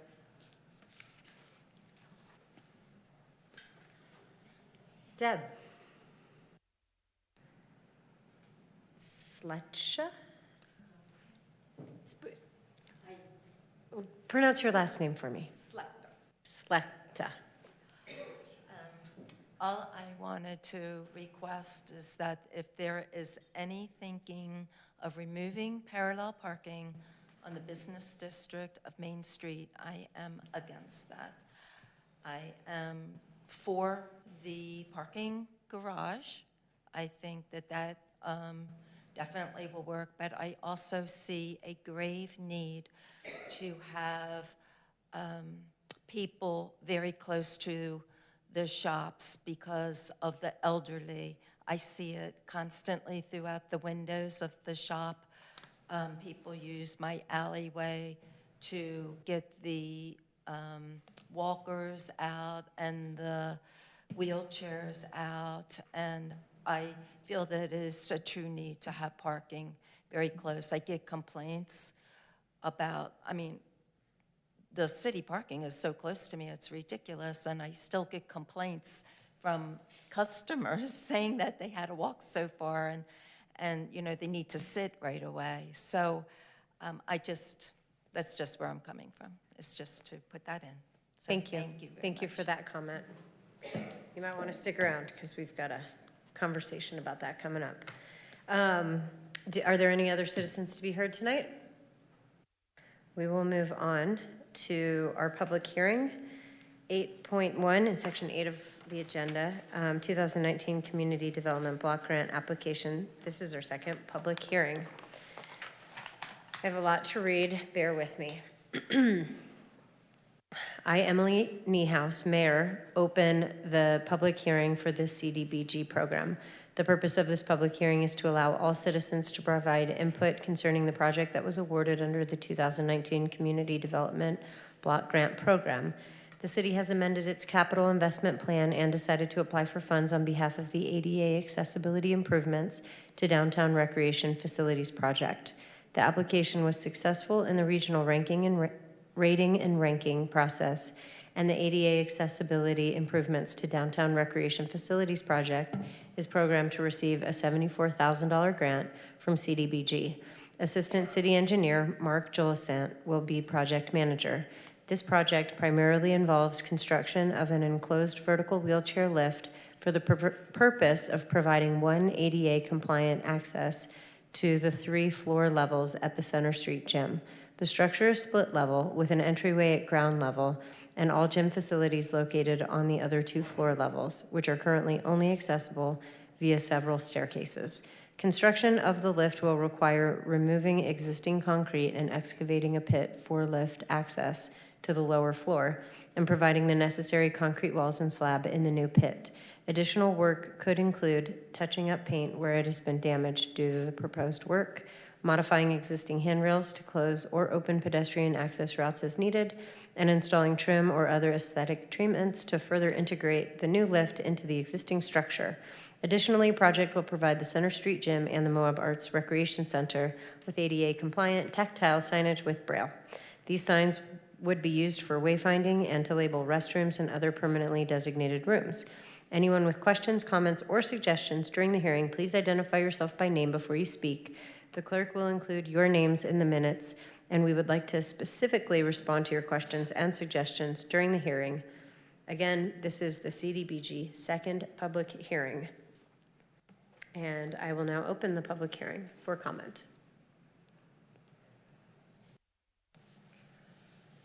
Okay, there are no comments. Is there a motion to close the public hearing? So moved. Thank you, Kaylin. Is there a second? Second.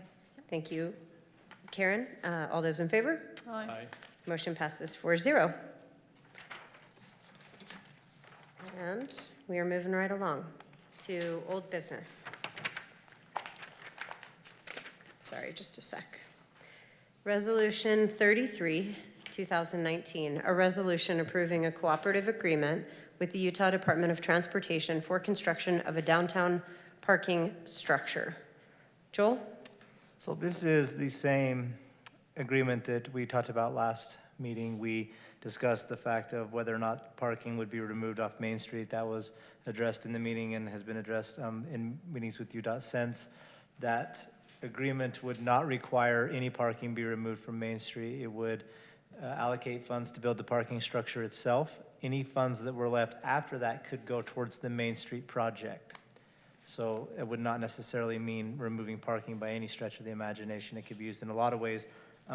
The benefits to this project, I think Chuck and I have really been sitting down and going over how we think it could be done. I don't see there being money left over in the ideas that we have of how we want to do it.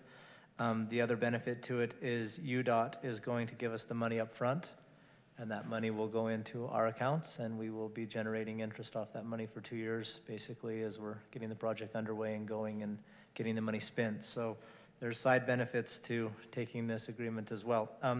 As far as concerns about any extra money going towards Main Street or removing Main Street parking, that can be addressed, and I've added a motion inside of the packet, or excuse me, inside the comment sheet that can be made. That motion could contain language that limits any money spent outside of the parking design and building of the parking structure itself would have to come back to council for approval before any of it could be allocated. And do you all have that in front of you? I do. Joel, can you explain where it is? So if you go under the comment sheet and go down to 9.1, I've highlighted resolution 32, 2019. And if you just click that link, it should pull the comment up. So I move to adopt the resolution. Is that a motion? Oh, No, are I you was making a teasing, I motion? was Do you have time That for was a quick. question? Yeah. Let's have some deliberation before a motion. Okay. So as Jumpy. as the one who made the tabling motion last time, thanks for taking the time to get us some clarification in writing. I did go and I was just hoping we could use this as an educational opportunity. I think there's a little bit of a disconnect that I'm hoping we can improve on over time. I went and looked at the Main Street improvements, like the ones that are listed there, and I think I'm having a brain fart, pardon my language, but it's a good metaphor, for we aging people. About sometimes I can't remember if I've actually seen stuff, and that makes me think I probably didn't see it, but then again, there's so much we're going through that maybe I did.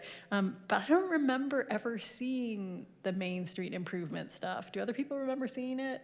So part of my process thing I'm trying to understand and hoping we can improve upon is how do I as a council member and how do members of the public kind of learn about these things, and where is there opportunity for input? Because if you read the way it's written now, I mean, it has removal of parking and median strips and metered parking in some places, and the bike lanes. And I don't remember us having a conversation where we decided that's jointly what we as a community wanted. So I didn't know if they were just placeholders for something later, but I'm kind of trying to reassure myself, but also the public about how this works and educate us all about process.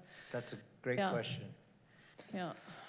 I wasn't here when that went Yeah. through, so I can't really speak to what did or didn't Yeah. happen and how it should have. In the future, obviously, these types of plans and these types of spending will come before you before we do them. And once we have them, before staff would move to implement any of the changes that are in the plans, we would bring them for you for approval, for review and consideration prior to that. And so I can't speak to how this one got to where it is. It was done before I got here. I don't think anything, I'm not want to infer that I think anything was done wrong. I just think it was a different process than what we're following now.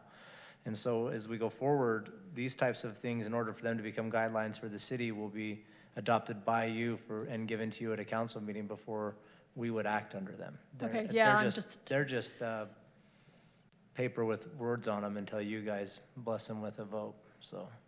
Yeah, so that helps me understand, and then hopefully we can, next time we can take some time and, explain to people, because it seems to be, I don't know, I might be the only one, but it seems to be a repeated kind of struggle that I have when we kind of layer city stuff and plans that we implement on top of UDOT stuff, on top of maybe hotspot funding, and it all becomes kind of hard to disseminate and digest. And I just spent some time on the phone earlier with a constituent who runs a business on Main Street, so I think, they struggle to understand, like, we came before, why is this potentially changing again? And with this one, I realized I couldn't even really quite explain that. So that helps to have that history, and thank you for, And I think that sounds like better process moving forward. And I think as staff, we've seen the disconnect and we're working to change that. And it's kind of why we've crafted the motions tonight in the way we have. The motions are written to be very limiting and draw direct correlations to what we can do with what your vote gives us the authority, so. I think you're right, Ronnie, in that there were layers to this process. I think the conceptual drawings that we're all thinking about are on that hotspot website. I think where a lot of that confusion came in is the consultants that were doing the downtown plan integrated some of that hotspot. Right, and they also, I guess, consult for or work with, like UDOT in the state. And I went back and tried to remember what the process was, and I found the conceptual drawings, but that's all that they are. They're pictures on paper, not words on paper. But I think that's where the confusion got, because then we did the downtown, the consultant did the downtown plan, and they pulled from that hotspot website also. So because I sat on that committee, I had a little bit more, I'd left a better trail of breadcrumbs is all. Oh. I guess my only other question, Joel, is, I mean, I've had the fortune of having, talking to some of you and staff about, some of the ideas people have for the parking structure, but, I think some residents, have some reservations. That they're just gonna see a big tall box that, does further disruption to our view shed. And I feel like some of the ideas I've definitely heard are interesting, and I think Chuck talked about potentially forming a working group or something. Maybe, I don't know if you're prepared now, but certainly then maybe at a meeting soon, you can help us educate the public about how they can get involved if it's something they're passionate about and how they can follow it. Absolutely. Once we've entered the agreement and the financing's there and we start the process, we can create an advisory committee and start having that group help us design and go forward. Advisory committees fall under the Open and Public Meeting Act, and we can comply with all of that and go forward from there. Okay, yeah, no, I know there are a lot of people in the community who feel like, they definitely would be interested in getting involved if they just know where and when to show up and say they're interested. We definitely don't want to build a concrete, what we call a Chernobyl parking structure. We want it to be cool and add something to the community, not just a parking space. We've been looking at different designs, different rooftop designs that add different usable spaces for other than just parking. They can actually be a space that's used for gatherings and stuff as well. So we definitely don't have envisioning a parking structure. We definitely have something that will add to downtown, and we have different ways of tying it into Main Street that we have in our heads that we're not ready to go into yet until we have money in place to actually start backing up our actions. So if we go forward with this, then we will definitely reach out to the public and get people on board with what we're trying to do and take their input and get us on board with what they want us to do as well. And I get the sense we're all pretty committed to solar. I know I've been getting a lot of questions about it for this structure. That was all I had. Can I make a motion? Sure. I think it's probably worth it, though, to make the definitive statement that this council is not interested in removing parking from downtown. We are interested in building a parking structure to complement existing parking spots, and we are not interested in removing parking from downtown. Nor would staff move in that direction without definitive direction from council to do so. Now I'll entertain a motion. Okay, and this motion to the people who are interested in the audience addresses exactly that it would, the city council would have approval before anything happens. So I move to adopt Resolution 33, 2019, approving the city to enter into a cooperative agreement with the Utah Department of Transportation for purposes of constructing a downtown parking structure. The expenditure of any funds that remain following the completion of the downtown parking structure shall require the approval of the city council prior to any other expenditures. Thank you, Karen. Is there a second? I'll second. Thank you, Tani. Any further discussion? Call for the vote. All those in favor? Aye. Any opposed? Motion passes 4-0. 9.2, consideration for approval of a portion of Emma Boulevard and amend the UTEX subdivision Plat B, Lot 14, Section 36, T25S, R21E, SLBM. I have recused myself on the discussions on this. I'm going to recuse myself from the vote. Tani is recused. So is there a difference between abstaining and recusing? No. You just walk out? Yep. Okay, so I'm going to abstain, recuse myself from this because we have a business that abuts the piece of property. And Mayor, just as a point of order, that effectively defeats quorum. Yeah. So this will. Are we calling Mike? Well, yeah, I guess that would be. He can't count to a quorum, right? Because doesn't a quorum have to be present, right. not counting Absolutely present electronic at the participation? anchor location. That's So. What does that mean? Quorum? No, sorry, I It know what means quorum that means, this but. agenda item will not be It's gonna be discussed. passed. It will be passed. and It will you be can- passed. You can revisit it some other time when you have quorum. It's not defeated, it's not tabled, it's not, it's, Can somebody grab Tani? Tani? Will you do that, Karen? Will you grab Tani? And we'll all take a water that was the break. fastest Emma Boulevard Incredible. ever. Just to confirm, Chris, you said that it's, it's basically, it Passed. dies unless. Died. So, and just Okay. for the When you said record- passed, I was like, what? We didn't It's vote, it's passed somehow over. passed, so I want to make No, sure. I meant like passed over. And I'm sorry. So, He's watching, he's like, wait. but I do want to say that we are going to move on, and if we've got questions, we should do it outside of this meeting. Mike, is that you? Okay, hold it.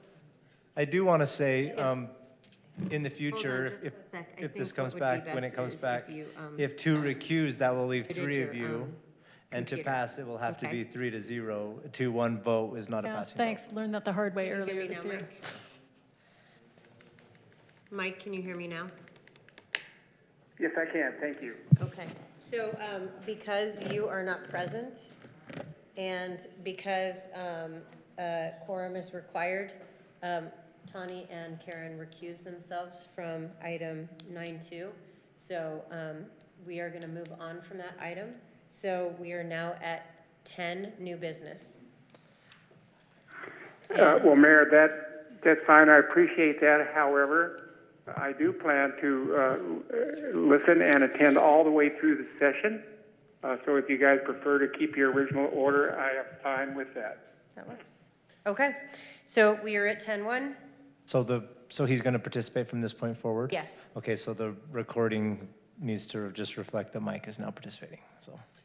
I assumed. And Mayor, just so that the record is clear, when I said the word passed, I meant that the item is essentially passed over. Over. And you can Yeah. revisit this at any time that the council has quorum to act on it. It doesn't mean that it's defeated or that it's approved. It's simply, you can't act on it tonight. Thank you for that clarification. Okay, we are at 10.1. This might be a lightning round for all of us. 10.1, award of the 2018-2019 water meters bid to Meter Works Incorporated in the amount not to exceed $85,000. Is there a motion? I move to award the 2018/2019 water meter bid to Meter Works Incorporated in an amount not to exceed $85,000. I'll second. Thank you, Ronnie. Thank you, Tani. Any discussion? Those were fascinating specs. Thank you for those. I do have a couple questions. May I? Sure. Mark, do you want to step up? Is it Levi? Levi. Water meters? Yeah. Oh, Levi. yeah. Sorry, Levi. But I didn't Levi he was going to let Mark do it if Mark stepped forward. So funny. I just engineering and and I didn't even see you in your bright orange jacket. I was incognito, yeah. Thank you so much for Camouflage. being here. Sure. Okay. So I just was curious, like 190, like meters, and there's a whole list of different numbers. I'm curious where they're going and what. We moved to a new R900i integrated 3-month data logger style of radios.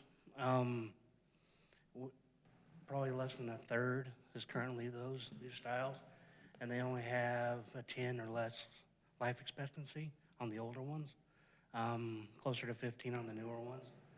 I thought I read 20. Is it 20? Yeah, that's. I think it depended. There were some, I think it varied on parts and which part you were talking about.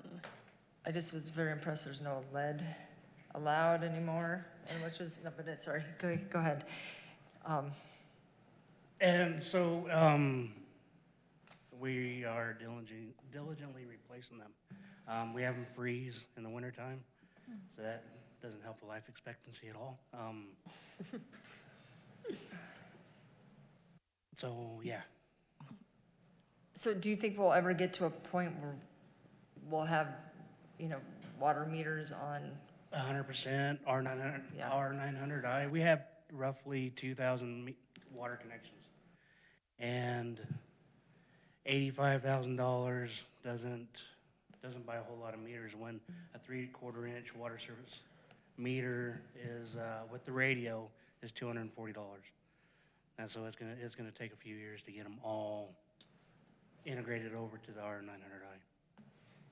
So with the radio frequency that allows you to be can you be at your base and have connection, or do you have to be even closer than that? The meter reader uses a laptop and drives by, and it can within a half a mile or so. Oh, we can okay. pick them up. Once we get them all integrated over to the R900i, we can actually put a base station here at City Hall, and the treasurer's office could read them from here. But we're not at that point. Okay. That's exciting. Yeah, very, very. Oh, it's Thanks exciting. for being here to answer questions. Sure. Appreciate that. Any other questions? Thanks. Yep, thank you. Let's see, I have a motion and a second, don't I? Call for the vote. All those in favor? Aye. Any opposed? Motion passes 4-0. We are at 10-2, Resolution 25, 2019.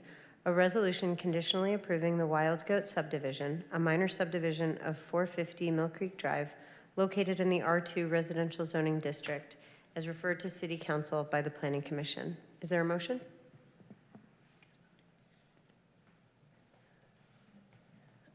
I can move to adopt Resolution 25-2019, being the final plat for Wild Goat subdivision, subject to the following requirement. 1, building permits will not be issued until all outstanding engineering department concerns have been addressed to the satisfaction of the city engineer. I will second it, but I want to know if there are really going to be wild goats there. Thank you, Ronnie and Tani, for the visit. first and second. Yeah, probably not anymore. Is this huh? in memory of the ones that used to be nearby? Didn't neighboring lot used to have a lot of animals. kind of, mixed Isn't animals? it funny how subdivisions or shopping malls like to name themselves after what they're displacing? It happens that way. Oh, just, well, offline, I'll give you the whole rundown, but. My grandma has a housing development named after her. Oh, I like people rather than displaced wildlife. They displaced her all right. Yeah, they displaced her. Okay. Any other discussion? All those in favor? Aye. Motion passes 4-0. 10-3, setting a public hearing on June 11, 2019 for proposed ordinance 2019-12, adopting the City of Moab pay plan schedule and adopting the exempt and elected official salaries for the fiscal year 2019 to 2020. Rachel, would you mind coming up for these last? Can I ask a quick question? Sure. For the record, is Mike voting? Because in the last thank you. two. Thank you. Mike, are you with us? Mike? Oh, I think he hung up. Mike? Mike, are you there? We're rescinding. I did not hear him vote for either one of I those didn't items. either, but I just wanted to clarify for the record that there was. So I think that's good, because I think our ordinance says, do we have to do a roll call, actually? You need to confirm that the person who's participating electronically, that what their vote is. Okay, thank you. So this is our first time, so Yeah, it's pardon only- my out of orderness. Well, he had hung up by then anyway. Yes. I believe when you pushed the phone close, that he had disconnected after we had not participated or moved forward from Emma. So he did not vote for the meters. He did not vote for the No meters, no wild goat. Okay. So, and he is not on the call. Do we want to call? What does this mean? Or was this to try to call him back? I don't know what the protocol is. This is so funny. Kinks to get worked wait, out. let me get his other phone number. Do you need his number? I'm just getting it right here. I have it.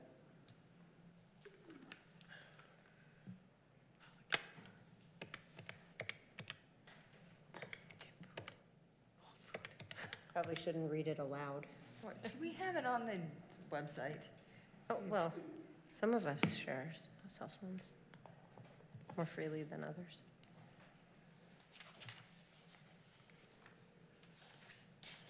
I would never share a cell phone without permission.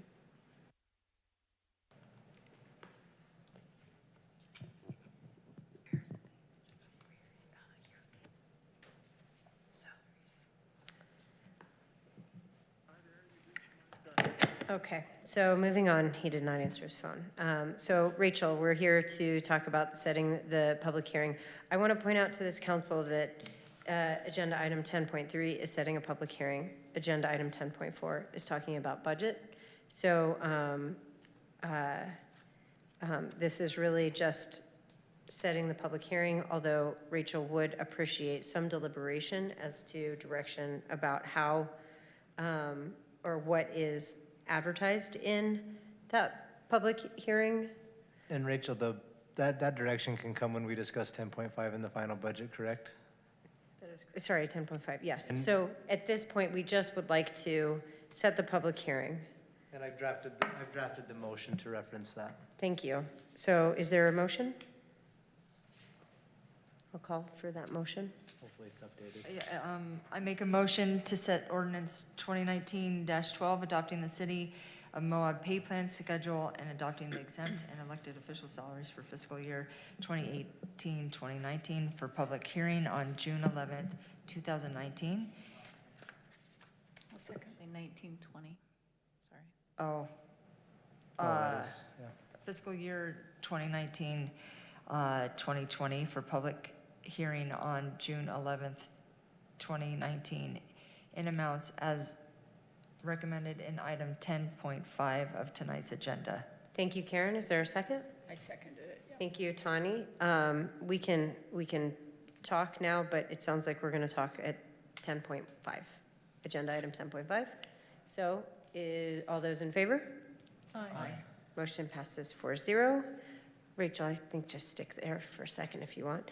10.4, ordinance 2019-13, an ordinance amending several sections of the City of Moab Municipal Code for clarity and to align the administrative process with code.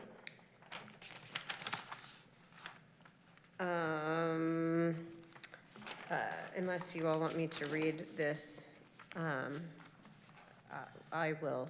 I don't think there's any reason. The only substantial change is including a definition of food truck and removing the definition of family from the code, which was replaced with household in the definition section of Moab Municipal Code through Ordinance 2018-01. Do you want me to read this for noticing? No, Do I Mayor, need to read this? this is purely housekeeping. Okay. Or housekeeping. We referenced the fact that we were removing those two things solely because they tend to come up from time to time, and we didn't want people to accuse us that we were trying to remove them without noticing them. So they're already taken out. The definition has already been changed. We're merely removing them to make it so they're in line with the current definition. Thank you for the housekeeping. It was requested, and we're very grateful for that. Is there a motion?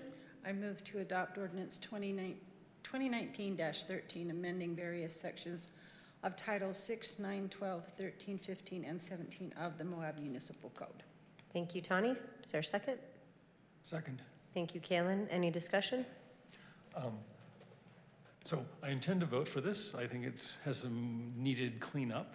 And I just want to point out to council that the consolidation and cleanup of the building height, I think there could still be more consideration from the council about some of the impacts of the definition that's adopted, but this isn't the place to do it. But I think that is a comment received by Nora, so thank you for making that. I appreciated the layout. Thank you, Summer, for the layout of this agenda item. Can I ask a dumb question? So so I appreciate that comment about more discussion about height. That's great. I think this probably makes sense. I might just need someone to explain it to me. So the building height definition is just changing. The only word change was from the peak to the plane. So I think I understand this, but I'm a little dyslexic, so sometimes I need a visual. So if this is my building, obviously this is my peak. Your peak. But I mean, in that instance, maybe that's not a good example. What would the highest plane be? Because they're even, right? I need your help with this one because it baffles me a little bit too. Oh, okay. I thought it understand was- peak, but then I think Yeah. that there are I mean, certain- obviously, if it's split like could this, have I can something tell along about this those plane is lines. higher than that one, but. Yes. And just Sorry, Rachel, I guess I could have let you Just so you go, guys but are you might as well aware, just.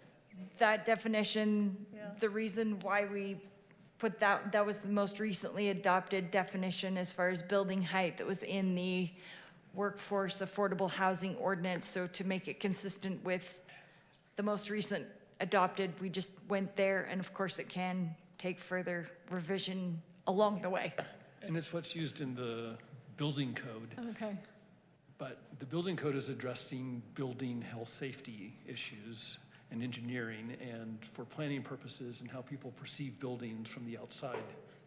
We might want to consider it more because of there's different impacts. So what was, your question is, what does it mean? Well, So, I mean, I'm assuming if it refers to let me see, it refers to the highest plane. So this is assuming that I have a roof that isn't like this, right? It assumes I have a roof where one plane is higher than the other, or, I mean, because in a roof like do you this, wanna what's the read highest to me plane? what the question's about? Sure. Building height means the vertical distance as measured Oh, okay, Mike's got an opinion. Go ahead. from the average finished grade of the building line to the midpoint of the highest plane of the roof. Okay, so yeah, if you have a thing like this, so if this is your whole agenda roof item. line, the midpoint would be right here. Okay. And so it's whatever the highest, And so we're almost. your highest ridge line is. So if you've got a more modern structure that's like this, it would be this one, because it's the highest plane. Okay. Yep. I can hear you. Thank And you. it's not I'm gonna unusual put you to on define it speakerphone that way. so you can There are lots of participate. other ways to define building height. Okay. As we have seen historically, Yes, in our own yes. code. At the same time. Three different At the same times. time. It's a recording. We can Okay, laugh now. just a moment. Mayor, can you hear me now? We can hear you very well, Mike. Can you hear me? Mike, can you hear me? I don't know where the microphone is. Okay, I was Mike, wrong. can you hear me now? I don't know which system is not helping hearing. Oh, no. So presumably, does he have internet access? We need to purchase a conference phone if we're gonna have electronic. Well, we have, but it doesn't work with that. Mike says, please hold. We need one of those tripod looking. Otherwise, We don't have the technology yet to do this.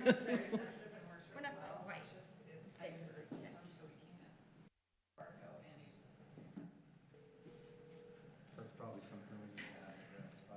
hey, Mike, can you hear me now? Just don't plug it in. Mike, can you hear me? Yeah, Emily, are you there? Yep, I just called you on my cell phone. Can you hear me now? I think maybe you're having difficulty hearing us regardless of the device. That is correct, and I am extremely upset because the whole reason I called in was to participate and vote. There are time delays involved, conflicting phone calls, and and I'm not even sure if you're hearing me. I can see what you're doing, but it's not appearing at the same time as the phone call. So Mike, we all can hear you very well. Can you hear me right now?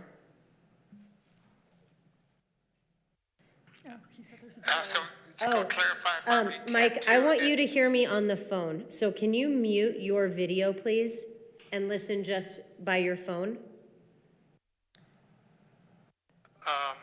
It's much more difficult to hear by phone, but I will do so. Thank you.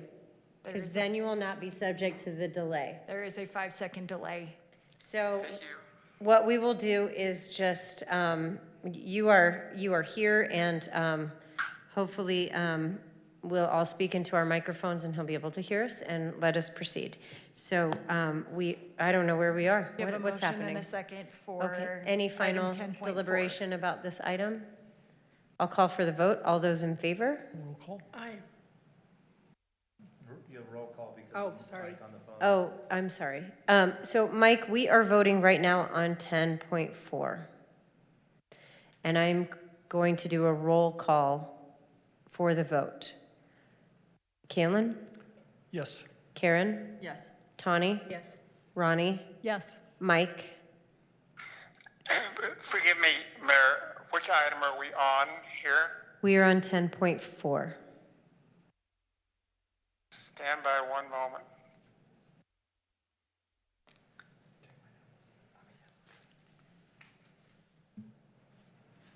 You are, so, aye. Okay, motion passes 5-0. And we are moving on to 10.5, Proposed Resolution 29, 2019, adopting the fiscal year 2020 annual budget consideration for adoption. So we have Rachel here. We did have a workshop this afternoon where we went over some points. I think that we left our workshop with just one pending item, which was salaries. I don't know if there are other items that we wanted to speak to tonight before there is a motion to do something with this budget. So maybe I'll just lead the conversation here. At our workshop this afternoon, it seemed that we had a couple of us that were not in favor of raises to the level that are proposed in the budget, others that are in favor to close to what was proposed. There was some discussion about not raising base salary, but instead providing council the opportunity to get health insurance in lieu of raise. And I guess I want to hear from each one of you based on the time between the workshop and now, where you have seated yourself in this discussion. And for next year, maybe we have we take the recommendation that Barbara Hicks gave us to have a committee do some of this discussion. But would you be all okay with just doing that? Does that seem like a reasonable way to move forward with the discussion? Clarify that for me just a little bit. So I just wanted to give you each the opportunity to state your opinion about this particular Yes. agenda item. Yes, that's fine. So, and knowing that benefits are a complicated word, so maybe we can say base salary, we can say health insurance equivalent, and then we can say retirement benefits, to just be more specific. So who would like to go first? I can. Can we just pass the phone as like a second microphone? Do I have to? Okay. Yeah, for Mike.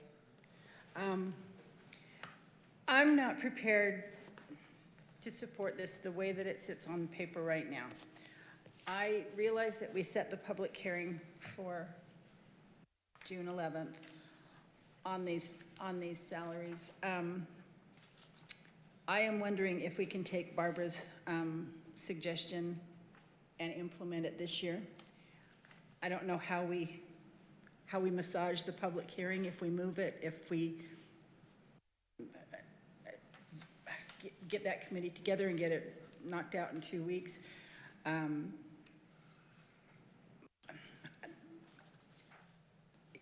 If it sits the way that it is, I'm not going to support the budget. But I would be much more willing to listen to something that a committee that is far less biased than the council is about this particular subject.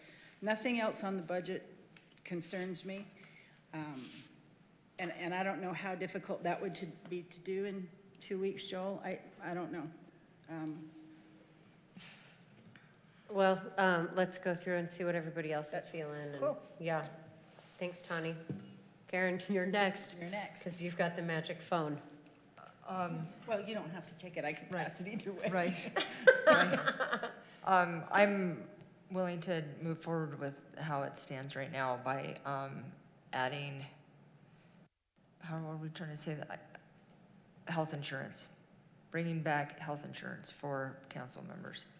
So what's proposed right now is only health insurance. It doesn't include base salary, and it's health insurance at the estimated family benefit rate. Rachel, do you want to explain what's on the table right now? I think I can explain it, and what I'm saying is that right now, the salaries that are proposed for mayor and council equal what is, it equals what is the estimated health insurance benefit for family. For January to June. For January to June.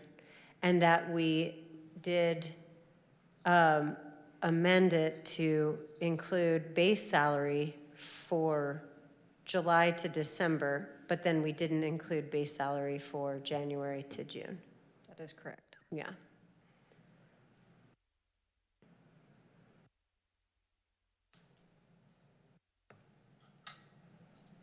So what are you saying? What I said. So health insurance, not base salary? Yeah, I mean, that's a significant increase as it is. I mean, it's unfortunate we're having this discussion in a way that, you know, again, like we talked about this afternoon, that it was offered up until 2015, and it cost, what was it, $1,400 at that time for? Yes, it was $17,000 a year, so $1,400 sounds right. Yeah, so $1,400, plus they also received their monthly stipend, is that correct? They received their base salary and then up to $17,000 depending on their family status, if they were family, two-party, or single. That wasn't received directly by the council members, it was paid on their behalf to our insurance company. And then they received health insurance as a benefit. Which is what was originally, like, that was the whole point of this conversation. Yeah. Then why does it say 25,192 in the base salary column? Because things got a little, I don't know. I don't know either. Because that was not the Never. intention, that wasn't the request or the intention. The intention was to keep base salary and add health insurance either by directly allowing us to participate in the health insurance or to do a monetary health insurance equivalent. I can show you David's notes in the budget sheet if that helps at all. So can I don't think so. Oh, we lost him. Can I ask, in the past, if somebody had insurance, they would, what was the protocol back then? Are we talking about an elected official or an employee? An elected official. Mike, can you hear me?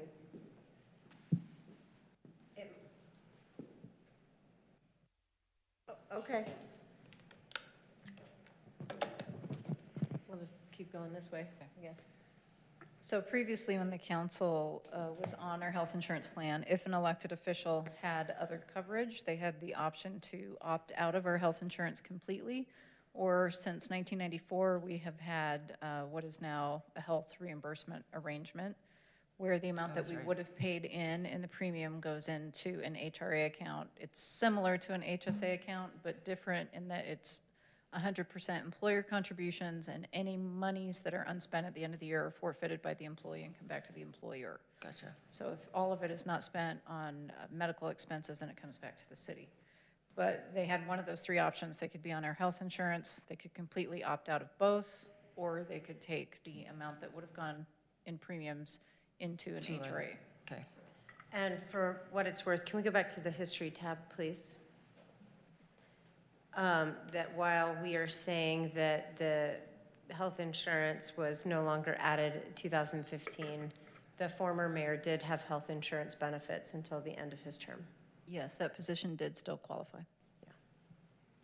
So in this instance, Rachel, like in 2014, it would have been like $17,000 plus 6,000, I guess?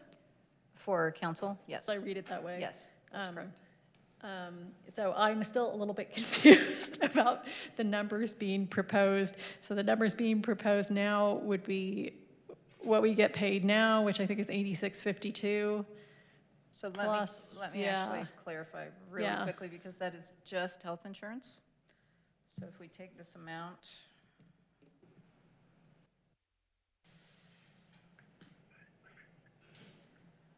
so that 540.60 is the amount that would have been paid in workers' comp and FICA. So the difference between basically the $17,500 and what is proposed now reflects the increases that we've experienced to the cost in our health insurance premiums in the last 5 years. But I'm still confused if what's being proposed by folks who want to see the health insurance is it, as I understood it, and correct me if I'm wrong, it was salary plus health insurance. So I'm just trying to understand if that was approved, what the annual cost for each council member would be. And I'm having trouble with that total. So, yeah, and I think if you go back to your history tab, this might be helpful. So I don't know if we can, so there is the amount of pay that goes into a council member's pocket, but then there's additional responsibility for the city to cover workers' compensation. I understand that. And so what Ronnie, I think you're asking is like, what's the bottom line of going into the pocket, correct? I am just trying to understand if what some of you are proposing is taking the current, say, currently listed for council, like, this year if nothing changed would be $86.52.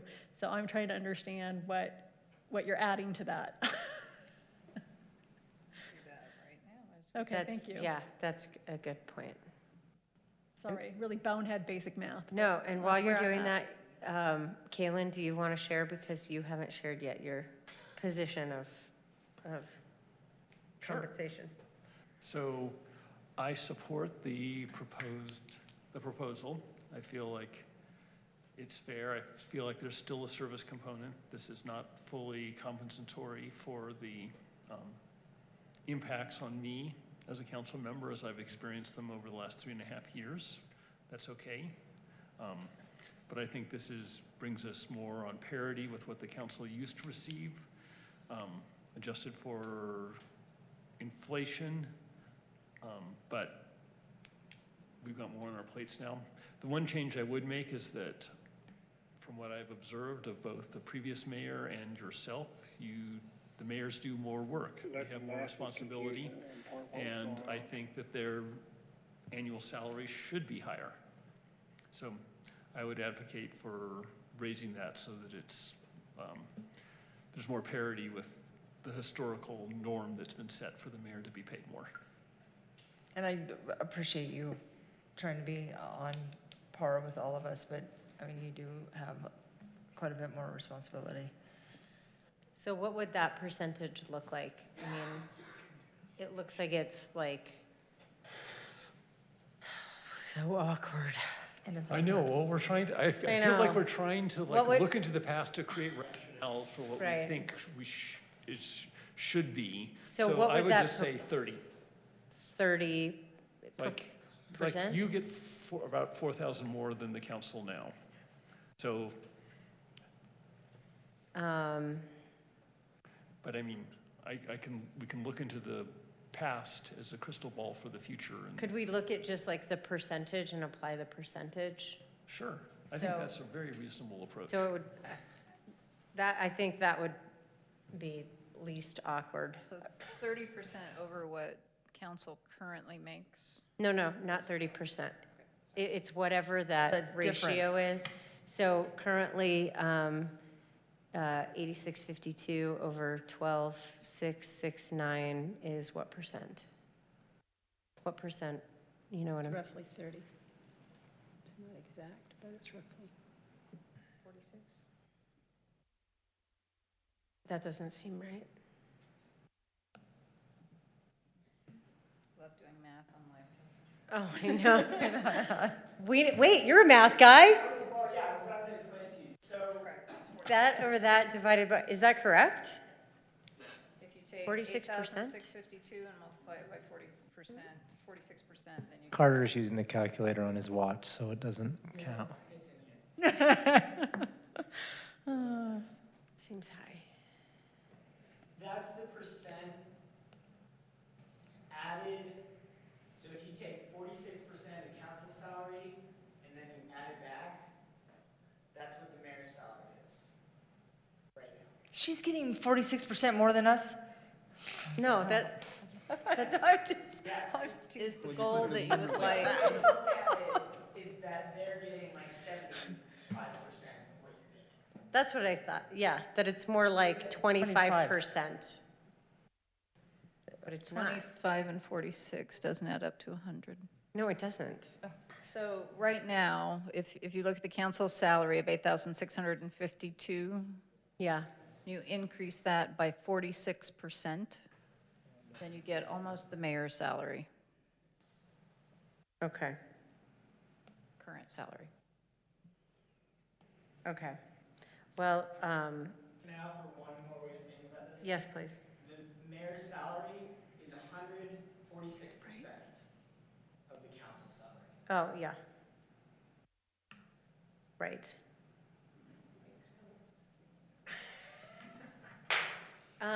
Okay, I feel awkward even talking about this, but do you all feel comfortable with that ratio? I don't have an issue with you making more than the council. I'm not sure what I'm voting for. Yeah, Tell you the truth. likewise, I'm kind of more on Tawny's footing. I'd be much more comfortable if we took Barb Hicks' recommendation and had this looked at by an independent group of people, only because it seems like it's exceeded the pants on the fly here, and I'm having trouble, and I know it doesn't have to be totally analytical, but I'm personally having trouble comparing it to being, comparable to 2014, if that's what the goal is. So, anyway, I would just feel better personally about the math. Well, what we could do is give direction to staff as well. So your statement, you just said you feel okay if it's comparable to 2014? I don't know about that. I would feel much better personally if this was an item that the voters voted on, or if an independent group just determined it. Just because I feel like they could spend some time analyzing, and they're independent, and I understand it's within the powers and duties and responsibilities of council members to set their own compensation, but it is weird, and I think it's one gesture we could make to the public that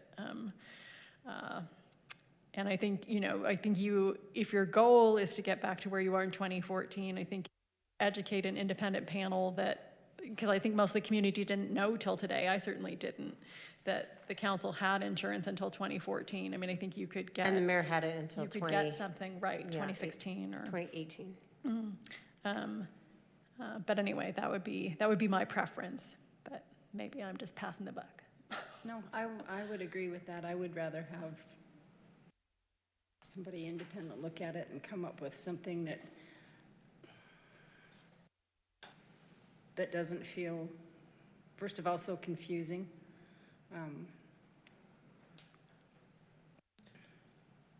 It doesn't feel to me like, and maybe I am just not understanding it, it doesn't feel like your council members are being compensated equitably if one has single coverage and one has family coverage and one opts out.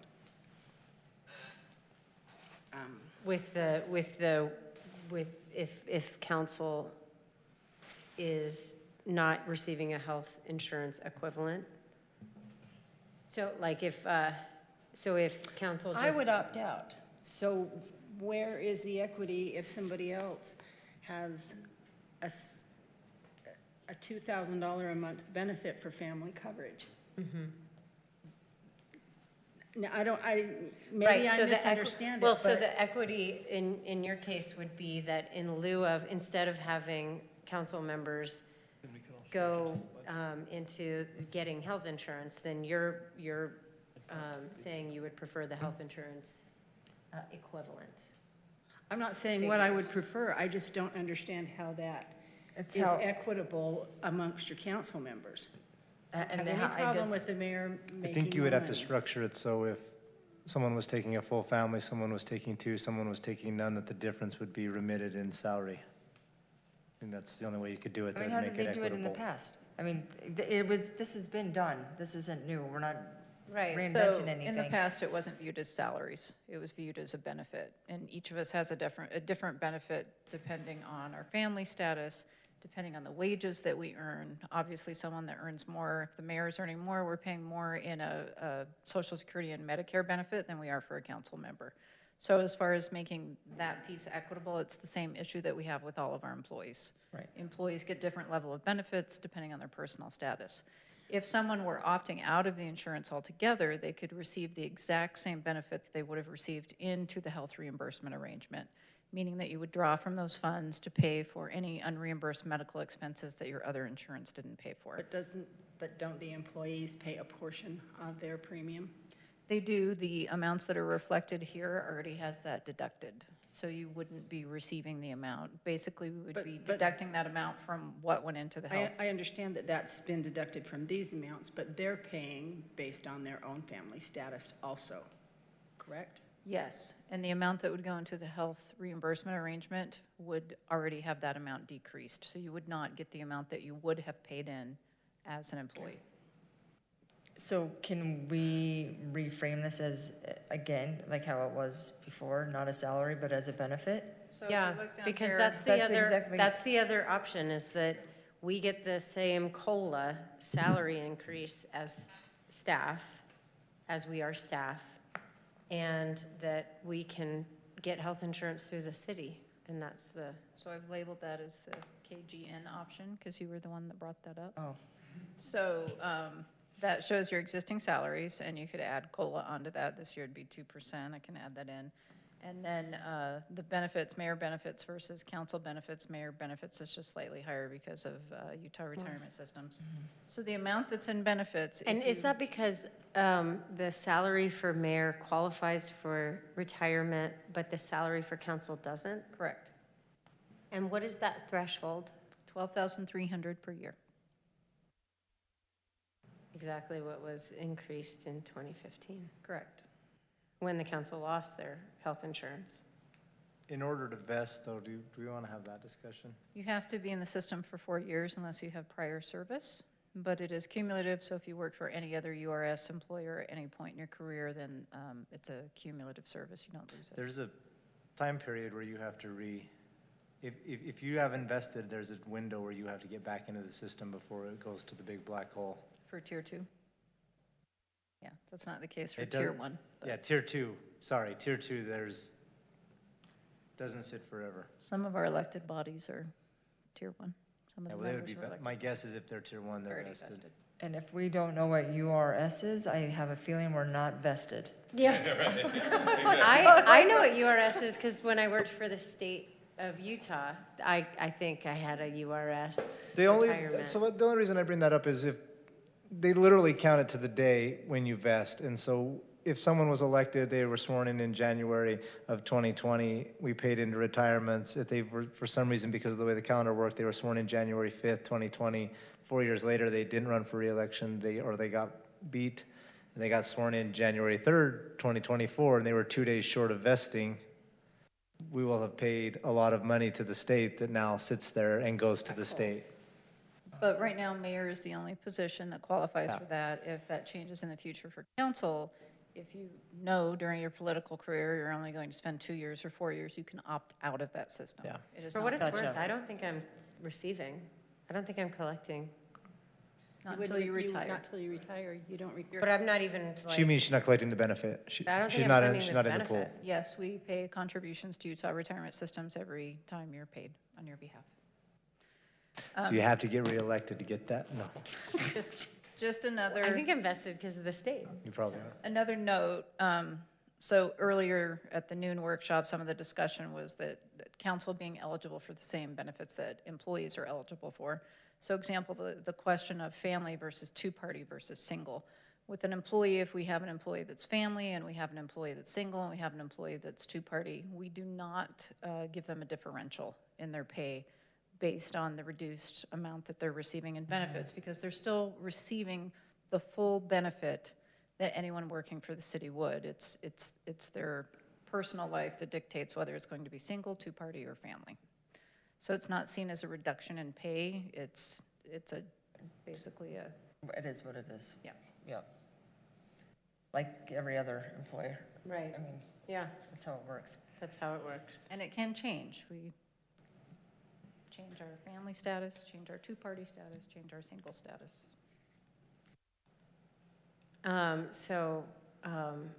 I am not voting on this, but I did advocate for the salaries to increase at the COLA rate, which is just 2%, and that the council and mayor have the option to get health insurance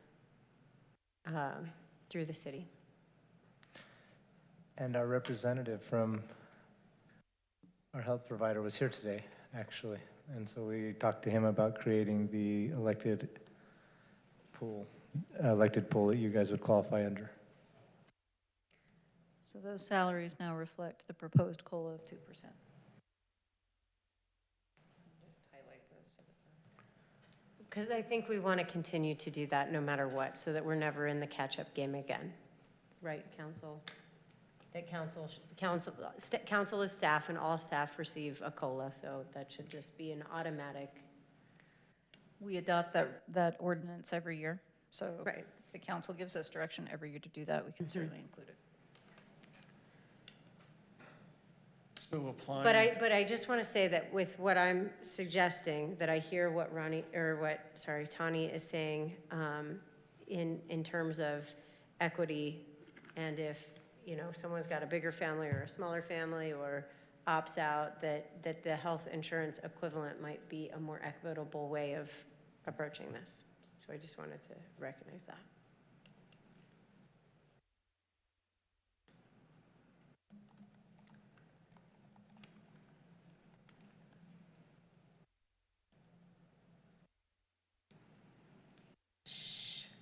I know. Ken. So applying the 46% to the mayor's salary results in a total proposed executive compensation for fiscal year 20 of $133,012.78 by my calculations. But of course, we'd have our financial director confirm that. So for purposes of budgeting, that's what I'd be inclined to do. I came up with 213. 213?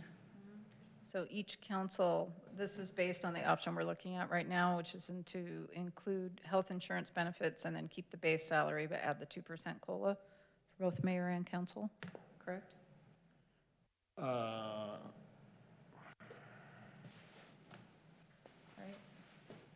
So council salary would be $8,825.04, but then the benefit portion would include health insurance. Oh, no, I was looking at the other tab. I copied the other tab to a new sheet and then just adjusted the mayor's annual salary up 46%. Oh, but there is the 6 month. You're correct. There is the 6 month difference. Oh, the 6 month. Yep. Because we are not proposing any change in salary until 2020. I can rework the spreadsheet here really quick and we can.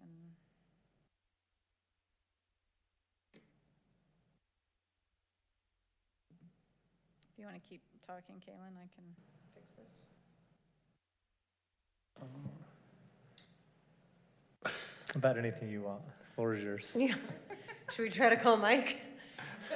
Mike. Hi, Mike.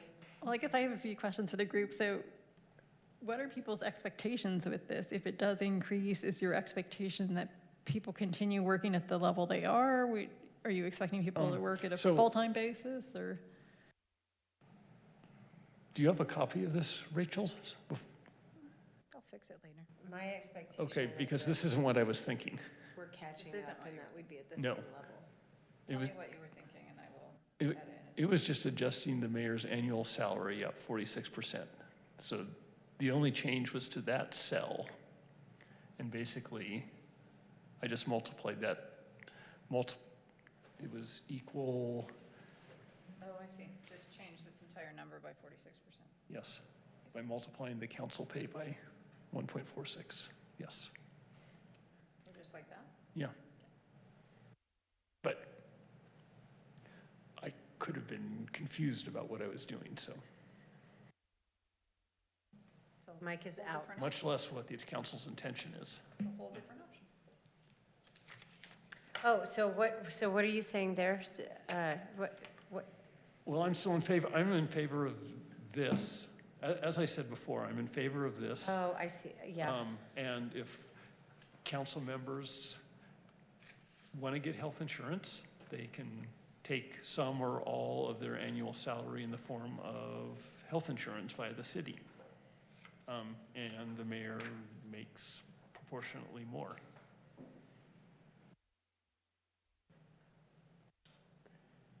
So that would change the amount that's proposed in the budget. It bumps it up by what, 8,000?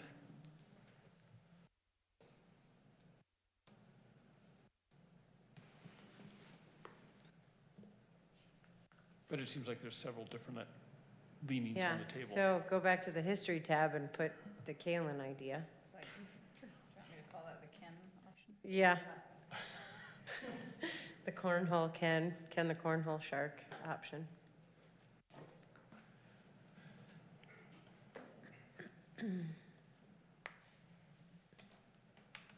And hey, it's only 9 o'clock, so we did a great job tonight in terms of going through agenda items, so. Tony says I get weird at 9:30, so we've got 30 minutes. I do have a marshmallow. No, that won't help. Sugar does not help. That won't help. Marshmallow, anyone? Might as well chew on a marshmallow.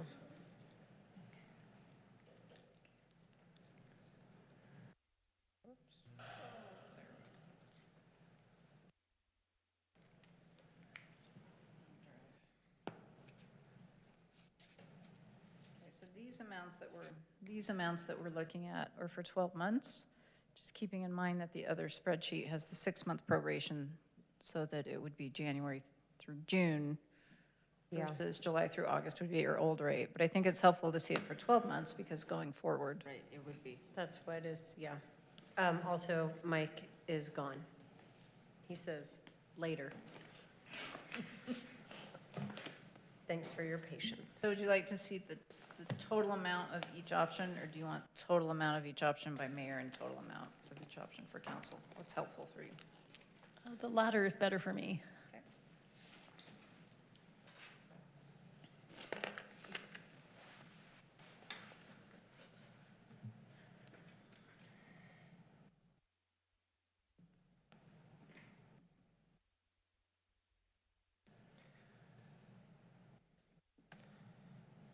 Oh, because what we are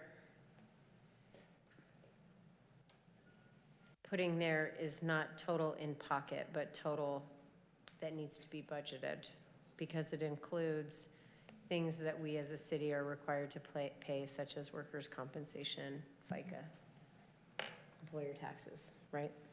Yes. So if we, Rachel, you said that we could not take the 6,000 in retirement, and we wouldn't want to do that if we're not going to be here for longer than, or under 4 years. So, I mean, is that something we could just, we want to talk about taking that out completely for all of us? Well, I'm vested, so it won't make that big of a difference, though. No, it's not any big deal.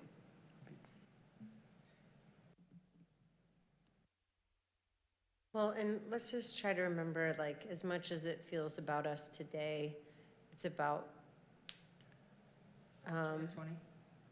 no, it's about those that want to be us someday.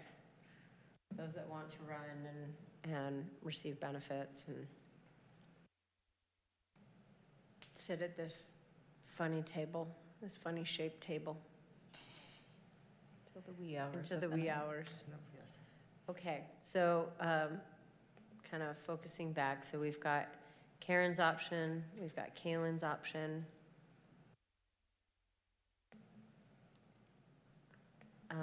We have the do nothing option, which would just be COLA and no increase. That's probably worth listing.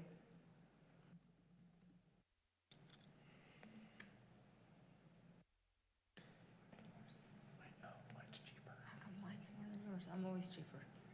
I don't know. Why are you cheaper? I'm always cheaper. Well, And- how come his is more, less? His just less. Oh, money? To the city, Yeah, from the city. from the city.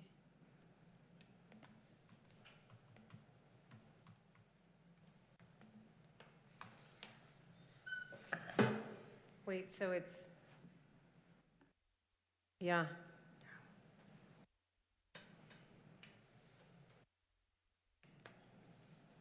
Because health insurance is a real thing. It's a real thing. And it's going to potentially continue to shift in our country.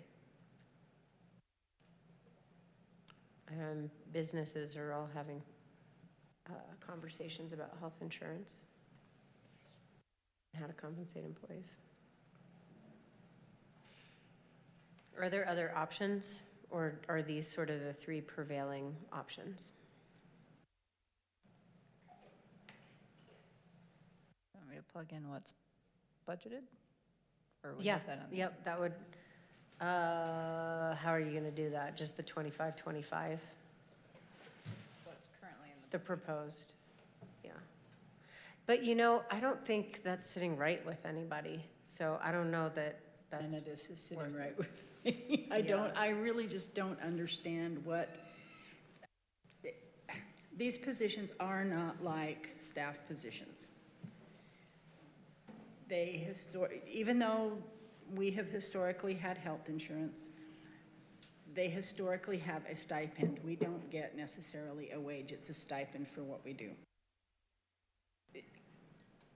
Increase the stipend and let people choose what they want to do with it. If that's what you've got to do in your family, it makes, this just confuses me. So Kalen's is sort of increase the stipend option. Right, but I thought that is true, and I thought that because health insurance is such a thing, that if the city could, if council members could use, could buy into it, that might be beneficial. Yeah. But still, the base is set as a salary rather than as. So your option would be increase the stipend is up on the board, and make purchasing insurance through the city an option. That's kind of what I thought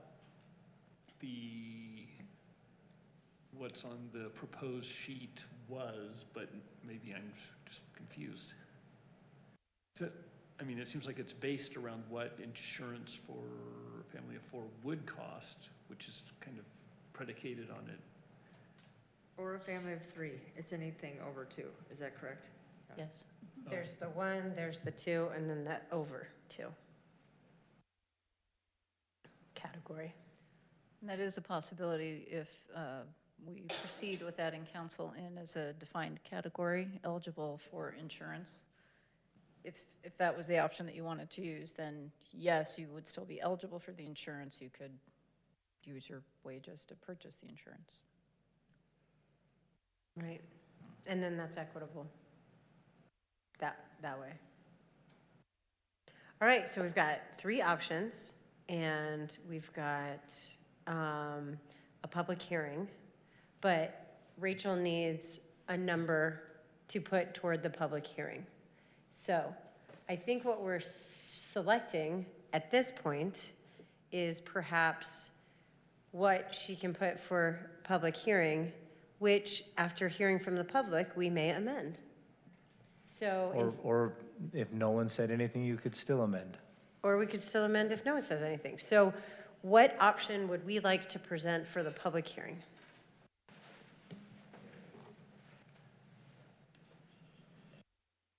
Which, I mean, ultimately is like what you're feeling most comfortable with. So we can amend what we put for the public hearing still, or are we just, we can't? Yeah, absolutely. Okay, Public we just set hearing the is, date. public hearing is, here's the policy idea, come in, give us your information, and you have the right to still modify it based off what you hear And or the based public off hearing is not how just you our change. salaries, but it's like all the salaries of all of staff. So like we may hear back about police chief or city manager or attorney or communications or Or finance lifeguard. We're or sending, lifeguard. we're sending a document out to the public for review, for solicitation of public input. So you can amend it at the public hearing, but let me show you what we're putting out there. Rachel, That chart. it's on for June 11th for public hearing, it'll be on for June 25th for adoption, correct? Yes, and we release the document after tonight's meeting for public Agreement with. So Tony and theoretically, Rod, have you somebody could have it on outside. for June 11th for public hearing. Well, that You could could change be- it on June 11th. We could prepare a new ordinance based off what you do on June 11th, put it on for June 25th, come in, have more dialogue, and change it again on June 25th. So And then let's amend it later let's in the pick a year. number. And then amend it later let's in the year. have- Say that again, Joe. So tonight, based off what you decide, we'll prepare the ordinance for the June 11th public hearing. We'll have the public hearing. Based off what you hear on the June 11th public hearing, we'll put it on for adoption on June 25th. There could be a lot of changes from the June 11th public hearing and the conversation that you hear that night. And then on June 25th, when it's presented to you, you still have the ability that night to discuss it and change it and go from there. So what you see on the screen right now is the currently drafted ordinance, the July 1st to December 31st. Obviously, you can change that. That was included based on previous conversations that any pay raise or benefit change wouldn't go into effect until January 1st. So both of these amounts, we just want to make sure that what we're sending out to the public to solicit public input on represents the direction that you would like to head. Currently, it's both mayor and council members at 25,000. Yes, that's what's currently included. That's what's currently included in the budget. Okay, I say we propose a number, but we try to get a committee to make this decision. And So the only thing about a committee like this is like who selects it and how, I mean, That's why I asked Joel how how unreasonable is it, and what kind of- Extremely I know. unreasonable. I know. Because Rachel leaves next week to go to vacation. She'll be gone for 2 weeks. I have interim coming up the following week. I will be out of town for that. I mean, it's, Can I make Yes. an observation? So based on this, let's go back here. Based on the thing that I just had open, which is right here. Based on this, you actually have 6 months to make this decision, because the ordinance that's before you will keep you at the same rate of pay until December 31st. In order to change those wages, it just requires that we have an ordinance and do a public hearing. So if you wanted to take a longer time to examine it, if you wanted to put together a committee, if you just wanted to have more discussion, this contemplates that you're going to stay at the same rate that you're at until December 31st. But it doesn't include the COLA rate with the rest of the... It could. We could change that to include the COLA. Then you... I'm inclined to at least advocate that the council receive the same COLA so that we're continuing to advance, so that we're never like, oh, it's the same pay. That's the pattern that we've been in. So we could actually remove that January to June. Now, the risk is that you need to come to a decision and get through the process by December 31st, or you won't have any pay that's approved. So that is motivation. I think we need to make a decision now so that we're budgeted for our fiscal year. I think that's responsible business. Putting it off is just putting it off, and that's not good business, and I don't think that that's responsible to defer. I don't think there's any way that especially in an election year too. Put together a committee and come back with a recommendation. Not in 2 weeks. Not in 2 weeks. I think that this council needs to look at these three options and settle on. The reality is the numbers we did pull for you come from that information gathering web page that we use. It's not information we're biased in giving you. It's just raw data. I mean, I would assume that if you pull a group together, they're going to get the same information we provided you, and I don't think staff has any skin in the game as to whether you guys get a raise or not, but that could be ignorance on my part. So 25,192 times 6 equals 151. What is the total council, not that it's an option, but what's the total dollar amount? What's the total council dollar amount for what is currently proposed in the budget? 133? Hold on, let me back out the Caitlin option. Carter's like, the mathematician is so psyched. 125, 711, 712. Can we go to the history tab and? That's prorated. Correct. That's 6 months at the existing rate, 6 months at the new rate. That is what is included in the budget. Oh, and these numbers that we're looking at are not prorated. So the screen that you're looking at right now is prorated. The history shows you these options at 12 months. Yeah. But so can we 12 months what's currently proposed? It's on the fiscal year 20. It's on the proposed sheet. So wait, if there. we're 125. I just want apples. No, but the total annual proposed compensation is 190, 455. Okay. So that's the figure you want Total to compare annual. to previous 190. years. So to the history tab, 190 is actually more than everything that we've proposed tonight. That's correct.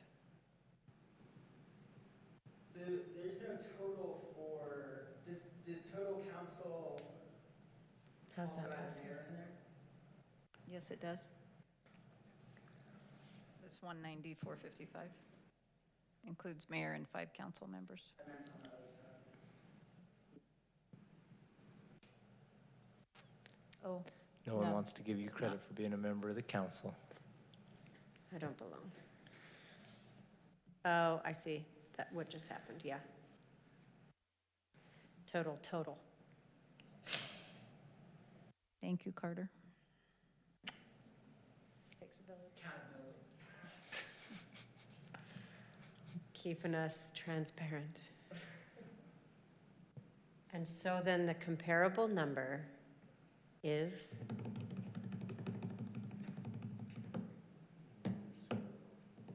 What's that? I know. Are you waiting for me to do something? Yeah, is it 190? 190. 190, 455. Because that makes more sense, because we're going up. 190. So, but it's not by much with the Kaylin Jones option, and it's not even all that much more by the Karen option. So we could go to public hearing with the existing numbers, not change anything going into public hearing. And give us some time to, instead of form a committee, just talk to the constituents, to our constituents, and formulate which option you're most comfortable with, the same, the Kalen, or the Karen. And I think that that's the best way to move forward. And we're going to have public hearings, so encourage people to come and speak to it. Right? That are passionately either way. Barb will probably show up. And I think that's great logic, Mayor. I think that you may want to, though, go high. It'd be easier to come down from an advertised point than it would be to go up from an advertised point. So I'm proposing that we add insurance as a benefit, like the council had for 20-plus years up until 2015. so the option is, oh, that's a different option. Nope, that's the one that's up there. Oh, yeah, okay. And we'd get benefits. Yep. So we get the, I'm it's the asking you COLA to go plus back to benefits. 2014, 13, 12, 11, 10, 9, 8, 7, 6, 5. And for clarity, which option is that? The KG and.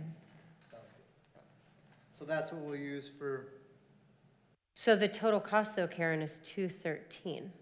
And right now, the total cost that's proposed is $190. So in terms of number that's put forward. So the 190 is excluding that difference, I'm sorry. So the 23,000. So it would actually be a prorated amount because that 190 is based on 12 months.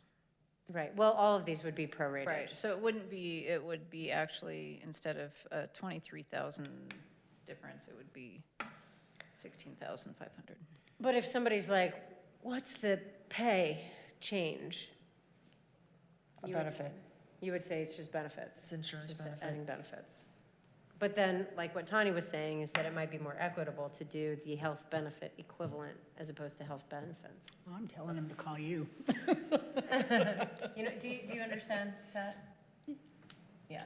But I would go back to how it was historically done and just match it. Well, yeah, so and then continue pay the plus COLA. COLA, benefit option of health coverage. If you deny the health coverage, you can get the equivalency. And you get the equivalency through a retirement benefit. Yeah. No, not the retirement benefit. The through- HRA or What's- the. Explain the HRA so that's super clear. Health reimbursement arrangement. So the employer makes contributions on the employee's behalf of the amount that would have been charged or would have been paid to the insurance company as your premium. That goes into an account that you can draw from to reimburse eligible medical expenses. At the end of the year, any monies that are unspent come back to the city. Oh, so if you don't spend, Correct. it goes back. So it's not a savings account. No. It's just a holding account. Yes. It's a, if you get sick lottery. Does it go dental and vision? Yes. And you can use it to pay deductibles, any out-of-pocket expenses, co-insurance. That's good. All right. So that is an option. So the salaries stay the same plus benefits, or the money equivalent, or nothing. And what do we want to put in the, nothing other than COLA? What do we want to publish?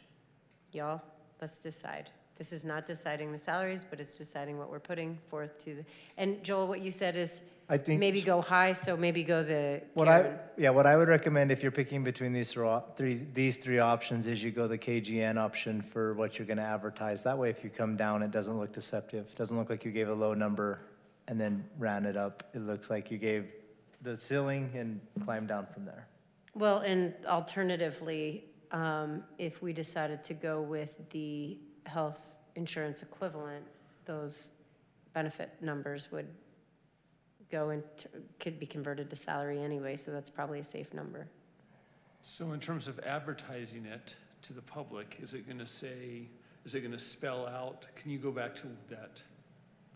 So is it going to say for the January 1st mayor, 12,000 whatever plus dollar amount in health benefits? I would recommend doing that just because previously benefits have been a very nominal amount.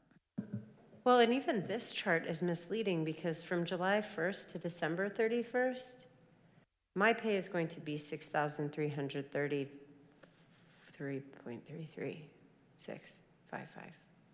and half. That was bad. That's But you see what I'm saying? See where I'm going with that?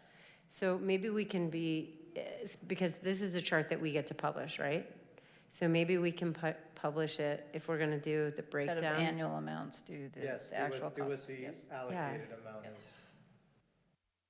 I can change that. Yeah. Because otherwise, that looks like more. Because it's what we're appropriating, is what we're approving. Yes. I'll make that change. And let's just try to be super clear with what is proposed. Super clear with mud, that's what we're doing. So, So okay, what so what is that is where we're proposed? landing? Is that we're proposing the Karen option, which is salaries are only increasing by a 2% COLA, but council will be eligible for health insurance benefits at a rate of the We as a have, budgeted amount for a family of 4. and we have, Three or more.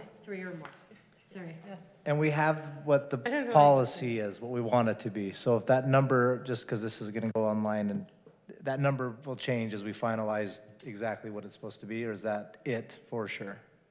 For health insurance? That 213, that can fluctuate a little bit as we go in and finalize this, right? Yes, actually, that leads us to the next part of the conversation, which is to approve the budget, we should just amend it to accommodate for that. It doesn't approve that. It just allocates those funds so that it's a possibility. So basically, you could go down from there based on what's in the budget.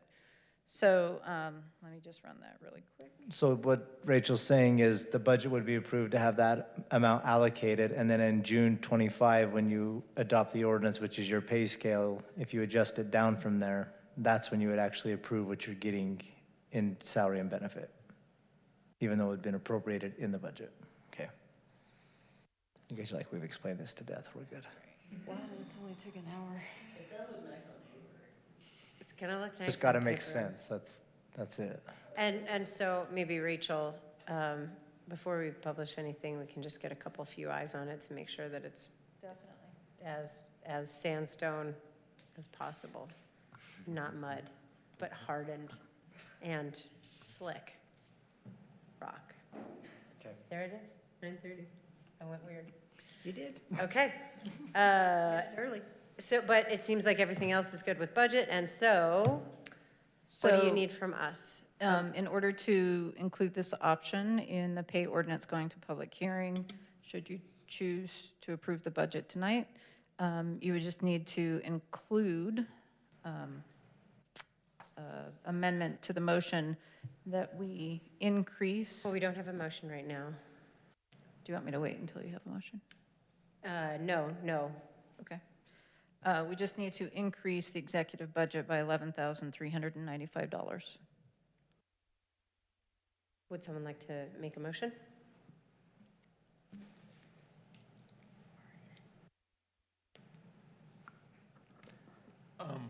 I move to adopt proposed resolution 29-2019, adopting the fiscal year 2019-20 annual budget, amending it to adjust the executive compensation upward by $11,394.51.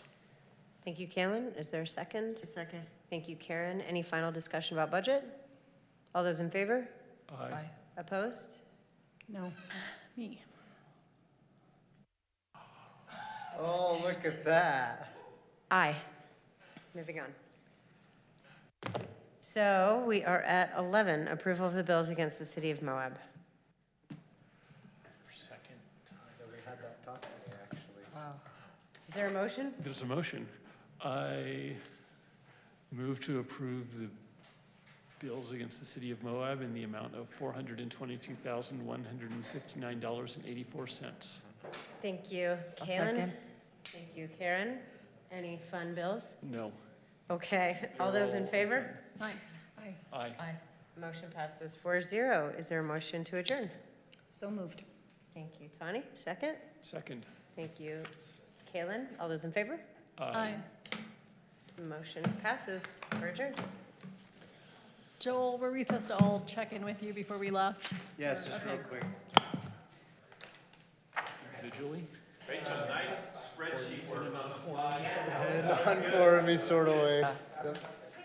That was impressive. Summer, just because conversations. Then you gotta- Maybe mute. Yeah, got it. Head up by my office as you go out. Oh, okay.